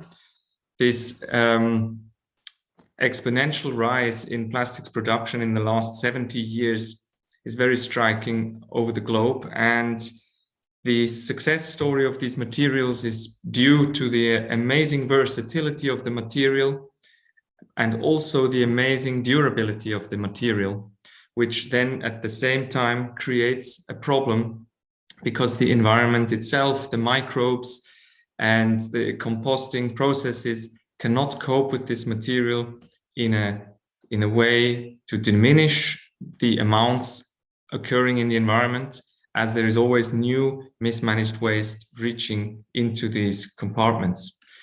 So at the organization I work, we have created a global river model trying to predict the marine pollution contributions from the rivers around the world. We have come to the conclusion intermediately that 1,000 rivers roughly from 100,000 relevant rivers around the world, those 1,000 contribute roughly 80% of the global plastic contribution to the oceans from rivers every year, which are represented by the red dots on this map. Now, this is a global quantitative approach to try and model the riverine contributions to plastic, and we as researchers at the Ocean Cleanup, together with our excellent partners such as the University of KwaZulu-Natal and the Saatchi Chair, are using a current opportunity to investigate 3 rivers around the world to get more insight into qualitative mechanistic understanding of the residency times of pollution in rivers and the dynamics of river transport. You see also on this map the other 2 projects, one in Thailand, one in the Dominican Republic, with respective academic partners as well. We chose 3 rivers, the Rio Ozama in the Dominican Republic, the Umgeni River in South Africa, and the Chao Phraya River in Thailand for their distinct and complementing qualities. So we compare larger and smaller rivers, we compare highly inhabited and lower inhabited, we compare different scales of waste management and mismanaged plastic waste to understand the mechanics of these rivers in terms of their transport of pollution.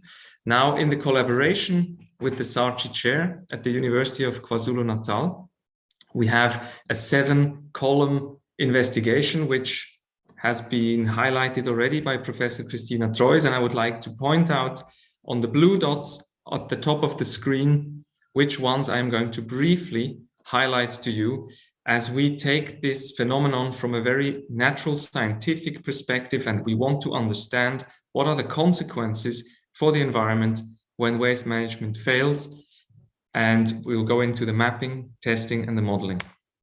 So what we are very interested in, focusing on the Umgeni River in KwaZulu-Natal, is to understand more about the sources, why and where does plastic pollution enter the water bodies, and furthermore, deposition and remobilization of debris. So a very natural scientific hydrodynamic approach in this understanding. And finally, also, what are the actual interactions at the river mouth?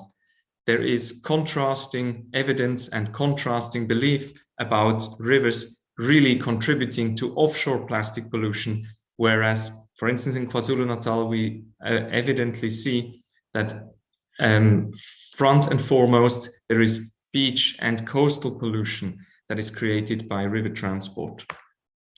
Now, what we do in this natural scientific approach is adapt several layers of investigation, flying from the satellite scope over the drone imagery collection down to positioning cameras, which are permanently monitoring, and going even deeper into the water column with samples, deploying GPS trackers, and future scopes of taking water column and riverbed samples.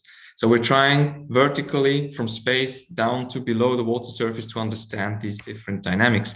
Now I would like to briefly highlight 3 main scopes we are after at the Umgeni River.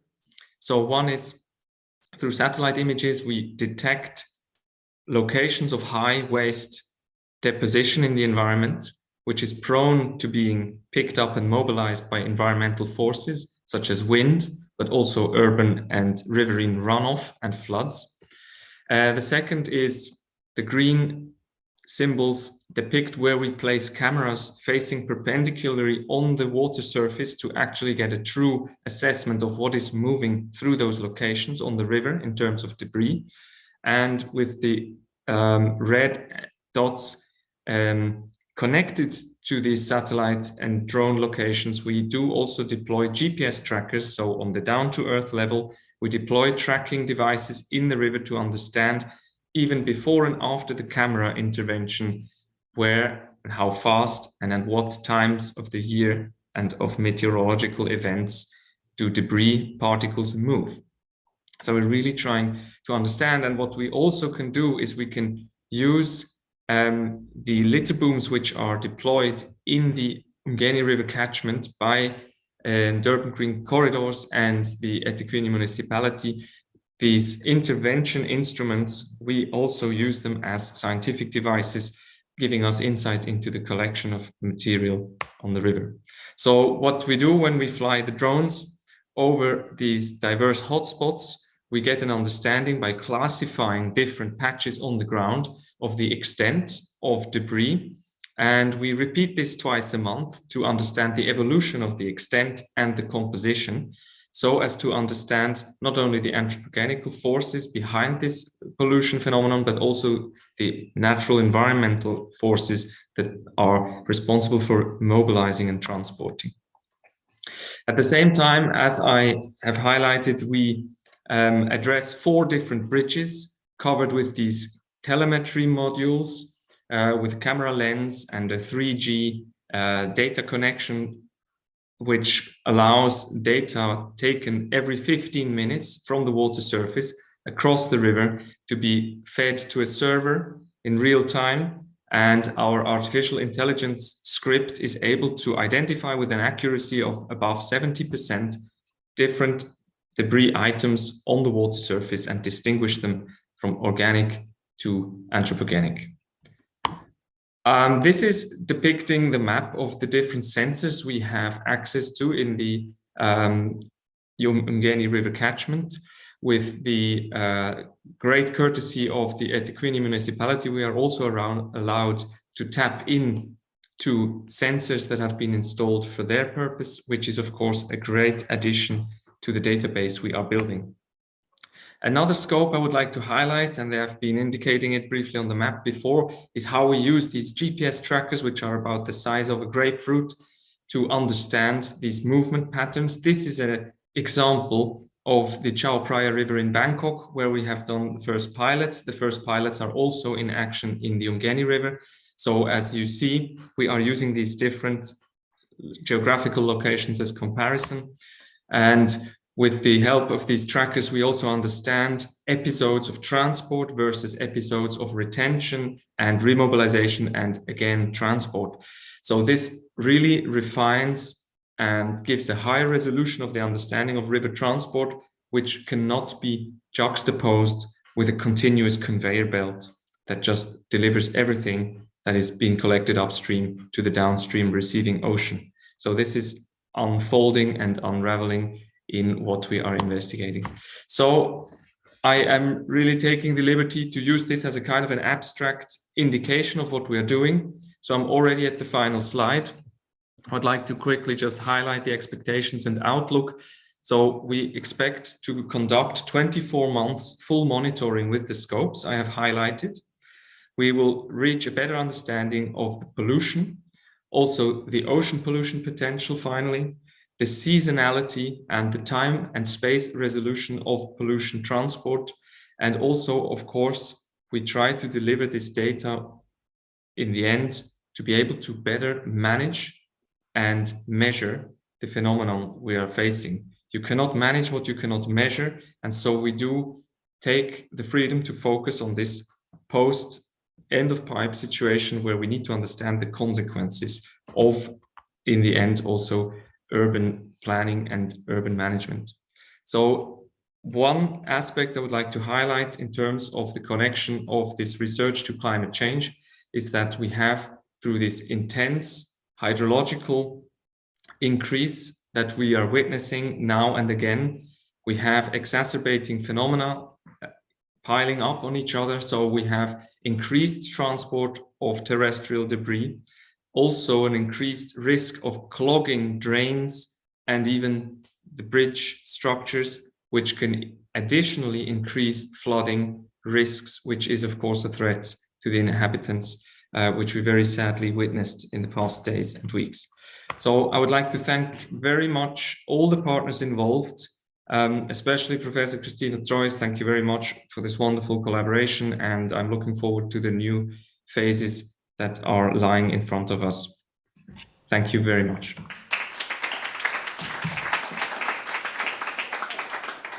Thanks very much, Thomas. I believe that you have to go, so we say goodbye immediately. And the next speaker is Professor Cristina Lavagnolo. I don't know if Cristina can join in. Good afternoon, everybody. Sorry, I know that we are late, so I will try to be as quick as possible and just to talk about our research, particularly in some cities of Africa. I really thank you, Christina, and all the organizers to invite me to this very, very interesting workshop. So today we will see with my presentation, we will talk about urban city, but from another perspective.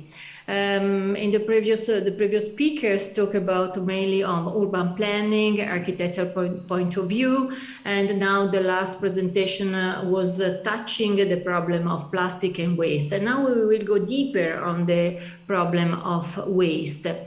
I just want to recall that the 11th Sustainable Development Goals of the United Nations that is talking about the sustainable cities.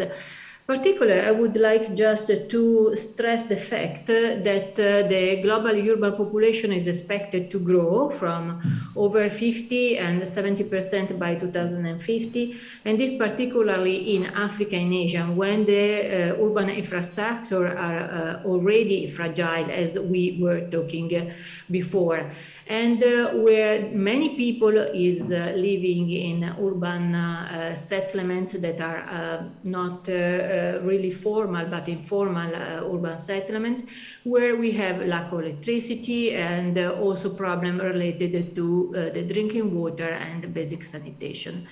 United Nations also suggested us how to improve the situation, particularly in the rapid and unplanned urbanization.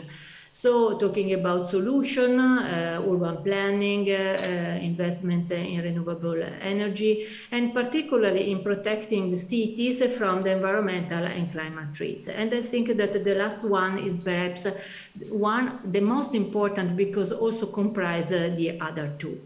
But how to implement this solution? But because sometimes it seems easy to say, okay, we have to upgrade the urban planning and then also to protect outdoor cities. But how can we reach this goal? So one of the most powerful possibility that we have by now is to change the so-called urban metabolism. That means to change our city from a linear vision to a circular vision. This means we know that the cities consume a lot of natural resources, produce a lot of waste, and also impact the climate change, producing a lot of greenhouse gases. So to change urban metabolism means that we have to think to a city that can regenerate itself. And this means that is a city that is able to take all the goods and the products and to put in circle again. So means to keep goods to keep goods in circle for a lot of times, try not to use so much natural resources, and also to not to produce so much waste. And the circularity means that we use the same waste to become product again. So regenerative means this, that we produce waste, but this waste will be considered as a secondary raw materials and put it in circle again. This is not only for the solid waste, also for the wastewater that can become again water to irrigate or also to drink, why not, or in any case to be used in the industrial sector. So the waste became a pillar of the circular city and can create also value and an economy. So waste, we know that waste is a problem. We can see that the production, also this is a United Nations perspective that calculate how much waste will be produced, particularly in Africa, due to the growth of the population. So since we know that the fragile infrastructure regarding the solid waste management in Africa is not so good and are producing a lot of open dumps, open burning. But I mean, we discussed also with the previous presentation. So what can we do in order to face these problems? And also related to the wastewater sector and the water management. You know, this is a picture taken in Cameroon and is not due to a flooding like we saw, for example, with the recent flood in Durban. This is the normality in many towns in Africa. So how to face this problem? How to really implement a solution that can be effective? So what we suggest, particularly because the most of the time in the African city, we have to answer to an emergency situation regarding the solid waste. And we do not have time to wait the right investment in order to implement a big incinerator or big industries in order to recycle all the big quantity of waste. And then we know that to recycle waste in the good way, we need also a separate collection. So also to implement a good separate collection, it takes time because we have to design and so on. So what we suggest is the so-called 3S approach. The 3S approach are implemented by 3 steps, that is the sanitization, subsistence economy, and then sustainable landfilling. We can go deeper inside to understand better what this is. Sanitization means as first to take away the waste from houses and streets. So this can prevent by the contamination of the soil, the contamination of the water, and so is a basic rule for sanitization. That means to achieve hygiene in waste management, also in the city. Second step, and this is something that is related to what Claudia was talking before. We have to save the subsistence economy. We know that there is a big informal sector working in the waste in Africa. So why not to include in our planning, in our urban planning, and to use this already informal network in order to save a subsistence economy. This is quite important because is a possibility also to raise up the awareness of the people regarding the waste, the sanitation problems, and also can prevent by exclude people from an organization on the solid waste sector that sometimes happen when the municipalities start a formal separate collection or also collection of the waste. The third is the so-called sustainable landfilling. What means this? That till we wait the big incinerator, till we wait the so formal solid waste management, we can put in place a very simple sustainable landfilling.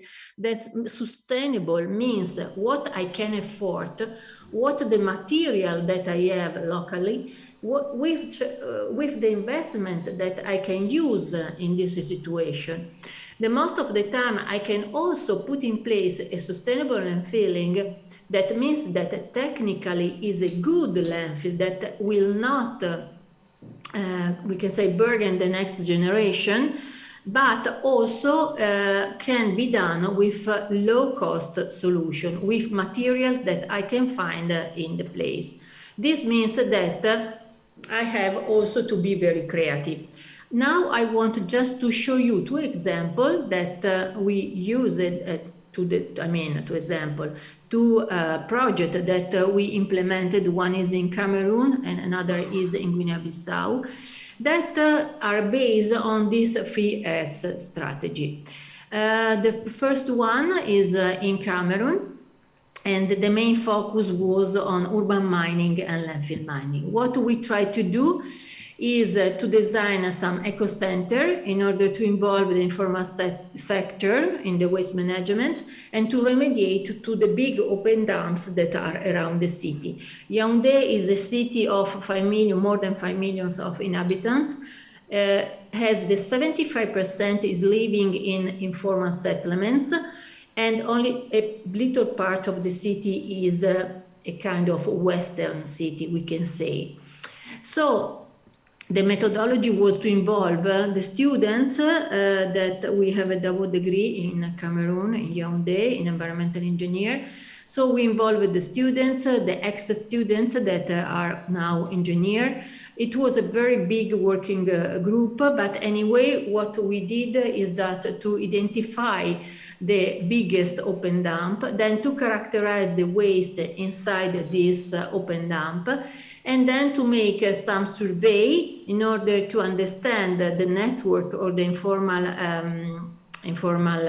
recycler that are already in place, and then also to design then at the end the eco-center. This is the situation that these are the selected dumps that we worked on. We made some survey in order to understand which kind of waste could be reused or recycled in the specific site. It was an enormous work, I have to tell you, but it was not easy also to do it. And then at the end, we were also able, with the survey that we did, to understand which could be the revenue in each site selling the material that could be then recycled or reused. So at the end, our focus was in designing different eco-centers in order to answer to the possibility to rehabilitate that site, and also to put in place a place where to, we can say, how to clean the material and also to recycle for reuse, or also to give to an external industrial recycling industries. So in external recycling industries. So different configuration depending on the type of the open dump, depending on the type of waste that could be also recycled. And so at the end, we designed 3 different kinds. I just show you the more complex that we designed, as I want just to highlight that in this case, we included a training and educational area for the informal sector. We just designed also a phytotreatment plant in order to clean the water that was used inside the eco-center. And we included also a shop, offices that are administrative offices, and the shop in order to sell the goods that were saved in the open area. As you see here, we do not have enough time to go deep, but in case that you like, you can write to me and I can send you some specification. But in this area, only the informal recycler will be employed.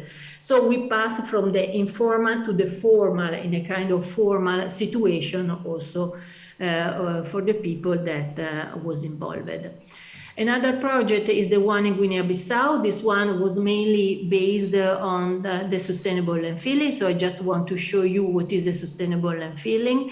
In this case, Guinea-Bissau is a very poor country, no material, no energy. There is raining 6 months per year, so no possibility to have a solar powered energy all over the year.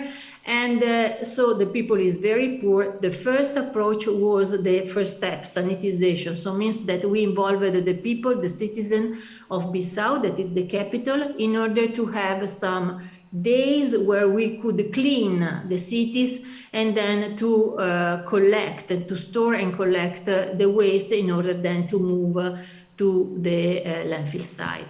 Then the landfill site, we made a lot of surveys around the different places that the municipality as first choose for the landfill. We decided which site was the best one, also going deeper with some surveys. And then we decided to design a specific, and this is the creative part that we engineer can have, and then we decided to design a specific landfill that we call COF model landfill, that is a composting and flushing landfill. So what means that in the dry season, for 6 months per year, we just use the landfill as a composting landfill. And in the other 6 months of the year, we use to manage as a flushing landfill.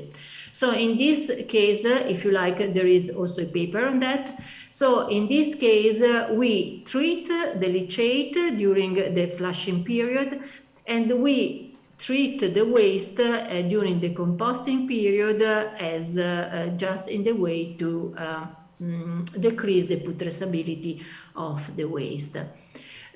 So the base is the semi-aerobic landfilling, and so we could also use some alternative materials. As I told you, is a very poor country, no money to buy in Europe specific material or in some other part. We also contact South Africa, but it was even expensive that to buy in Europe. So we decided to do by our own using many alternative materials that you see here in these slides.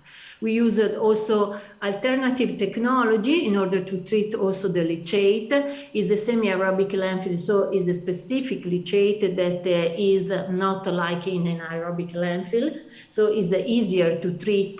But in any case, I also thank Professor Matsufuji from the University of Fukuoka, but because together with them, we could also design these very specific devices, instruments, in order to treat very easily the leachate on site.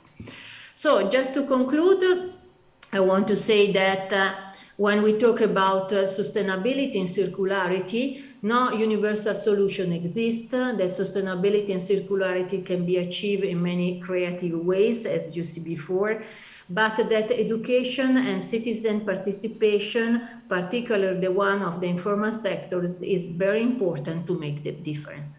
So thank you very much for your attention.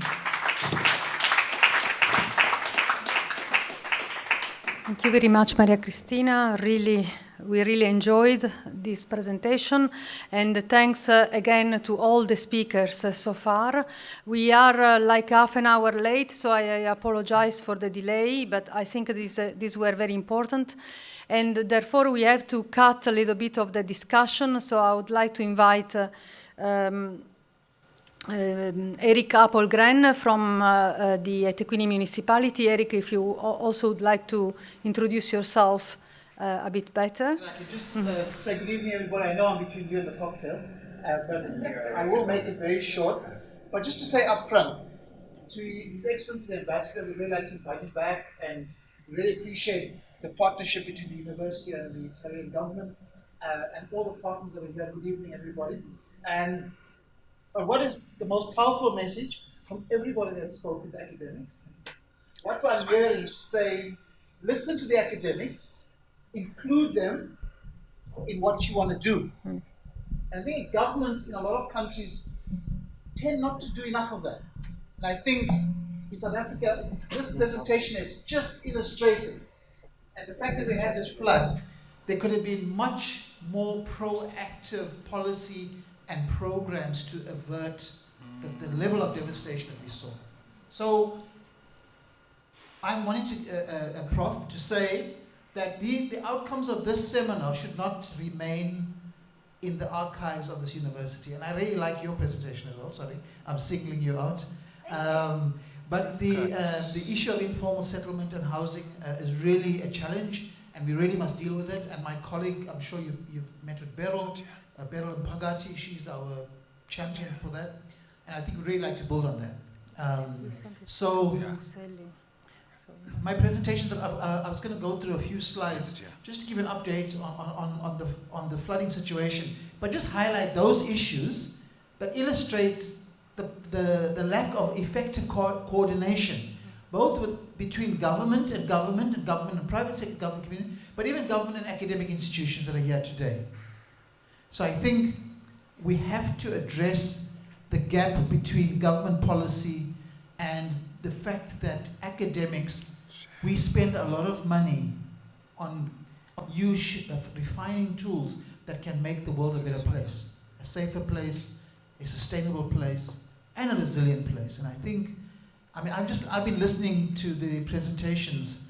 Actually, your link with that you have, the link, I've actually sent it to all my colleagues in the senior management of the city about your satellite tracking and that kind of stuff, because I just think that it really clearly illustrates that we dropped the ball, and some things we couldn't control, but we could have done it better. I think that's the key. Yeah. By the way, I am an alumni of this university, so it's really nice to come back. And I noticed the flood kind of, it held on the hill, yeah? It didn't get washed down the hill, as the university is quite strong. And I did a social science degree here. Just as some background, I'm actually half Zulu, half Swedish. And when you mix the Zulu and the Swedish, you get someone that looks Ethiopian or Egyptian. That's me. But I'm a native of this city. So that's just my name. I'm not sure why I got a Swedish surname, but so just to give you illustration, the port is the heart of the city, and we are geologically, the way we shaped, the fact that the bluff headland has a lot of housing on, but it's a natural dune. And I also think that the academics and the geologists need to tell us, don't build here. Let the water flow here. So that's something. So just to say that, so I'm not going to go through this. I think my colleague gave those figures earlier. I'm also not going to say all these things, so I'm just going to go straight into so the dates, I think everybody knows. We had a weather alert, and those weather alerts were not that, I just don't think we responded in good time.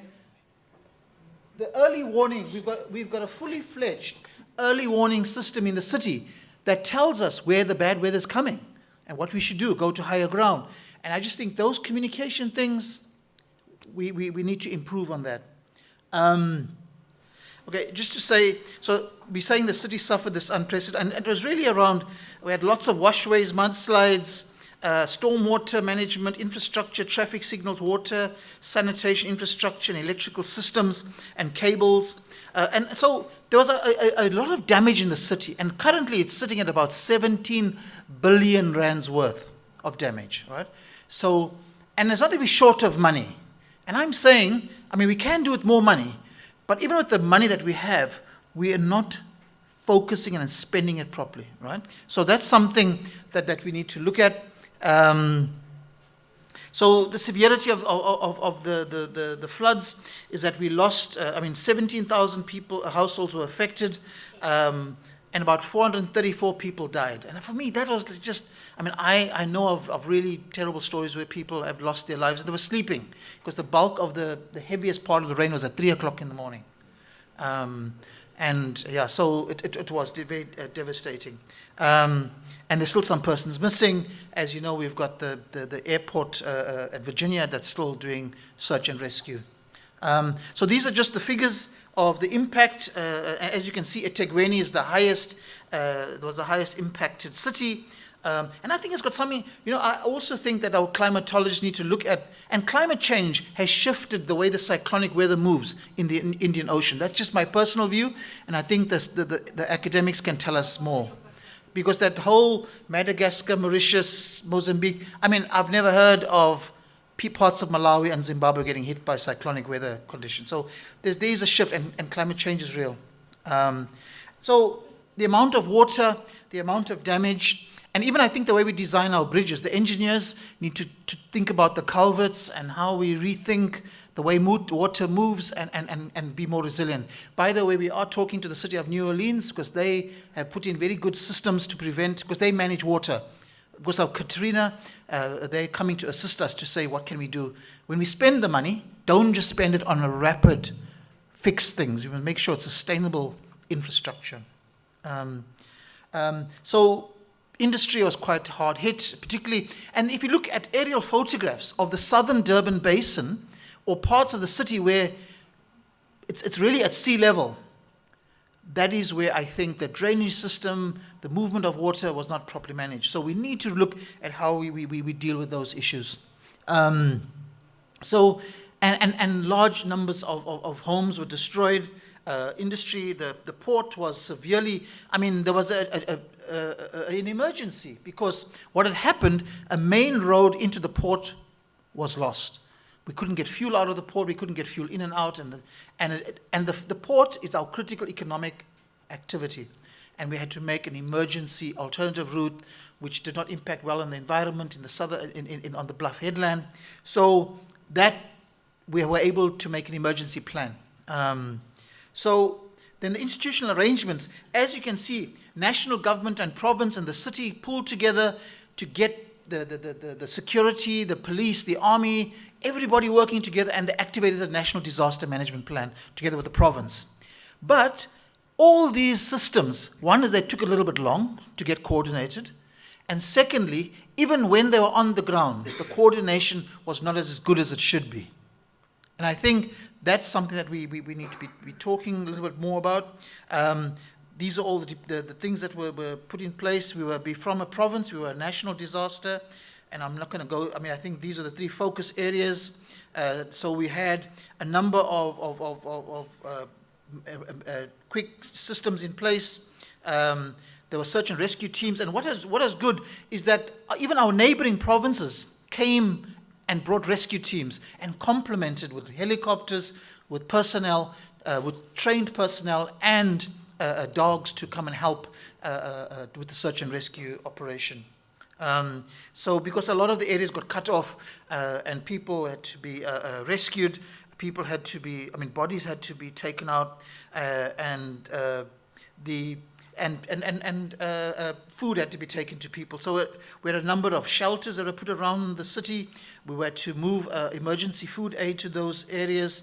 A number of and very importantly, non-governmental organizations became critical in this action. Therefore, my attitude is that we as government, you mustn't wait for a flood. Work with civil society in dealing with all challenges in your society, and you will actually come up with more quicker solutions. So the Gift of the Givers, the Red Cross, the churches, a number of organizations came together, even the private sector. This is the number of the infrastructure, emergency things that were done. I mean, it even proved that we can fix a bridge in 10 days. So you can actually see that if we really applied our minds and spent money properly, we would get things done much quicker. And the port road is almost ready, but we managed to get an alternative road into the port, but that's almost ready for use. A number of interventions in getting, I mean, the issue is still that we don't have full water and electricity supply in the city. Even the quality of water, we've got to check that out. So those things are still ongoing at the moment. A number of community cleanup campaigns around the city. So all the departments. And one of the important things is that we've just realized that as a city, we don't have enough engineers. The deployment of trained engineers, that's something. So the German, I'm not sure if the Italians have come, but the Americans are offering us skilled engineers who are experienced in earthquake and other disasters to come and assist us. So that, and the issue of, but our infrastructure is also old with urbanization. So I think we really need to find ways of making sure that we deal with it in a more effective way, in a sustainable way. So the number of emergencies, so we had to work on a budget. As I said, the 17 billion rand is required, but the Railway Authority and the people doing our rail network thought they could put in their budget that they need to fix the railway, but that wasn't the emergency right now. The emergency now is to get all the roads and the emergency stuff set up. And we've got disaster management centers in each of the sites. Tegweni's got one of them. So there was a coordination of all the disaster management centers. We had funeral support to the bereaved families, and the private sector came on board and gave 30 million rand. Mr. Batsepe gave 30 million rand, and we're using the bulk of that to help people bury their loved ones and other needs. So the issue, I just wanted to go, some of the risks, the challenges, we said, the delayed damage assessments due to inaccessibility of the affected area, so that there was a delay in that. Service delivery protests, because people got angry from other fights and concerns and frustrations, and when the water was still not coming, there were service delivery protests, recurring damage due to heavy rain, rehabilitation strategies, poor communication and coordination, and that's something that we really have to work harder at. And I'm saying that all the academics I heard talking here today, they should be part of that discussion and that coordination and giving solutions, proactive ideas for future floods. And bad publicity. I mean, the issue of the trust deficit. When the Premier had a water tank out of his house and an allegation of a city official stealing food aid, did huge damage to the reputation of and it actually damaged. I mean, I can't talk about the Premier, but our official, she was not stealing that stuff. But it became a black and white issue. It became people in the suburbs. It was just, it was such an unnecessary thing. And the reason why that happened is because she didn't have a piece of paper. The officials in the head office should have given a piece of paper to say who she is, what she's doing, where she's taking it to. It would have avoided that horrible altercation between a black and a white person. It was a small thing, but it became a big thing. And it really enhanced the trust deficit that the community has with government, etc. So those are the kinds of things I think we always say we should really avoid. So I'm saying, what I really appreciate about participating here, I'm giving you an update on the work that we're doing to deal with the floods.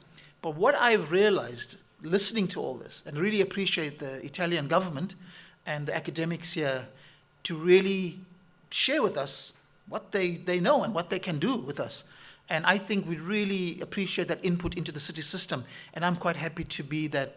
I mean, Dr. Sandile Mbata, he's from our strategy office. Him and we could pull together a team to really find ways of feeding this into the city system and the province. Thank you very much, Prof.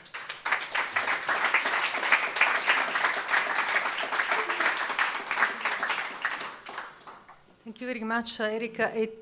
This was exactly the outcome that I wanted to obtain by this workshop, and of course inviting the city officials to be part of the workshop. It's clear that the University of KwaZulu-Natal and the contingent of Italian or Italy-South African researchers are here to assist and to work together with the municipality, not only to resolve the problem or assist in resolving the problem at hand right now, but also looking at the future, at the immediate future, because of course we need to understand also the reasons that led to this massive, not flooding, of course the flooding is up to the skies and not to us, but the effect that those flooding had on the ground. Before leaving the floor to Dr. Pierguido Sarti, I would like to close the workshop with a few words, but specifically the words of a colleague and also an eminent activist from civil society, Bobby Peake. I invited him from Groundwork. I invited him today, and he sent his apologies. He's represented by other colleagues as well. But he wrote recently a very interesting article or a number of articles on one in particular, an opportunity in climate crisis for all of us to work for a better future. And there is a passage, an extract of this article that I would like to, that should be our closing remarks in my mind, from my side. It says, the 1 in 100 flood is a misnomer from the past that has changed irrevocably. Consider the reality that Durban has hit by flooding in 2022, in 2019, in 2017, in 2007, in 1987. I personally experienced all of them apart from the 1987. The recent floods have broken daily rainfall records, with last week's rain dropping about a third of Durban's annual rainfall on the 11th of April. How do we respond? Government has been warned repeatedly, and it's not a surprise that people are angry, as Eric was saying. People in the neighborhood complain about the lack of democracy, how they are never heard, how the many calls to the council about blocked stormwater and sewage systems are ignored. And this is not only an informal neighborhood. We are talking of whole neighborhoods did the same. The poor city councillors were flooded with angry messages in our chats from all over Durban, of course. In vain, the South Durban Community Environmental Alliance has since 1995 called for a disaster preparedness plan, a management plan to manage the damage when it happens. It seems like the municipality is now really more prone towards this type of systems, a kind of a coalition for looking at disaster preparedness plan. And then he concludes this passage in saying, a recovery plan to learn from the mistakes and build a better city. It's now time for an open democracy where people and government speak with each other. I think that these are very powerful words that certainly this should be a message also from our own workshop. From a different point of view, of course, we are not civil society, we are academia, and we want to be more neutral, like Claudia was saying earlier. But again, it's an interchange between academia, between the researcher and the people. So it should be more a bottom-up approach towards science rather than a top-down approach. That is what we'd like to advocate and would like to continue with this partnership with Italy and South Africa going forward in terms of research. So please, Pier Guido, I would like to also officially thank you for, in fact, starting this idea and giving us the honor to present today on the workshop and sponsoring, of course, this event. So thank you very much. And I wish you all the best. I know that in a few months you will go back to Italy and you will finish your mandate. You started with me and you end pretty much together. So all the best, and thank you very much for your amazing work over the years. Thank you very much, Christina. Thank you very, very much. Thanks a lot to all the participants online and here. And before we move, and you are all invited, of course, to the cocktail, I wanted to thank you officially, the University of KwaZulu-Natal. There hasn't been a better opportunity to celebrate the Italian Research Day in the world than this, with a South African professor of Italian origin, Cristina, Francesco, Claudia, Federico, that works, and he's a researcher in Italy. Thanks a lot to all the participants. Thanks to Maria Cristina that was supposed to be here with us, but then unfortunately we had to postpone the event and she couldn't make it today. And thanks also to the municipality of Itequini for the interest that has shown for the event that we have organized. I myself am impressed about the quantity of information that has been shared and how much work there is to do on these aspects. There is a lot of interdisciplinarity. And I want to end connecting my concluding remarks to what Professor Petruccione said. He mentioned a memorandum of understanding that was signed last year in June between the NICIS and IFAB. And the theme, the three themes, major themes, sectors are artificial intelligence, big data, and high-performance computing. Well, within this agreement, one part is on not only climate change, but also an agreement or a tighter collaboration between the Italian Civil Protection and the National Disaster Management Center, I think it's called, here in South Africa, which is being instituted by the COCTA, the department COCTA. And one of our aims within the MOU is to use artificial intelligence and high-performance computing in order to learn better how to deal with this kind of emergencies. So I see really a very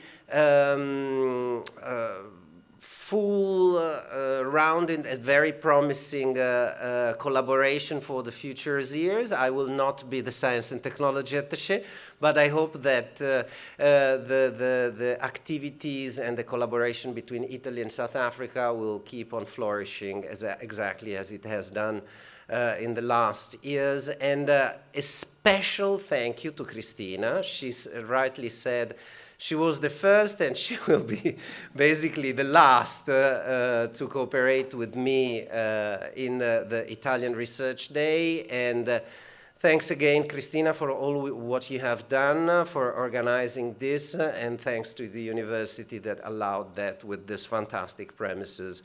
Thank you very much once again.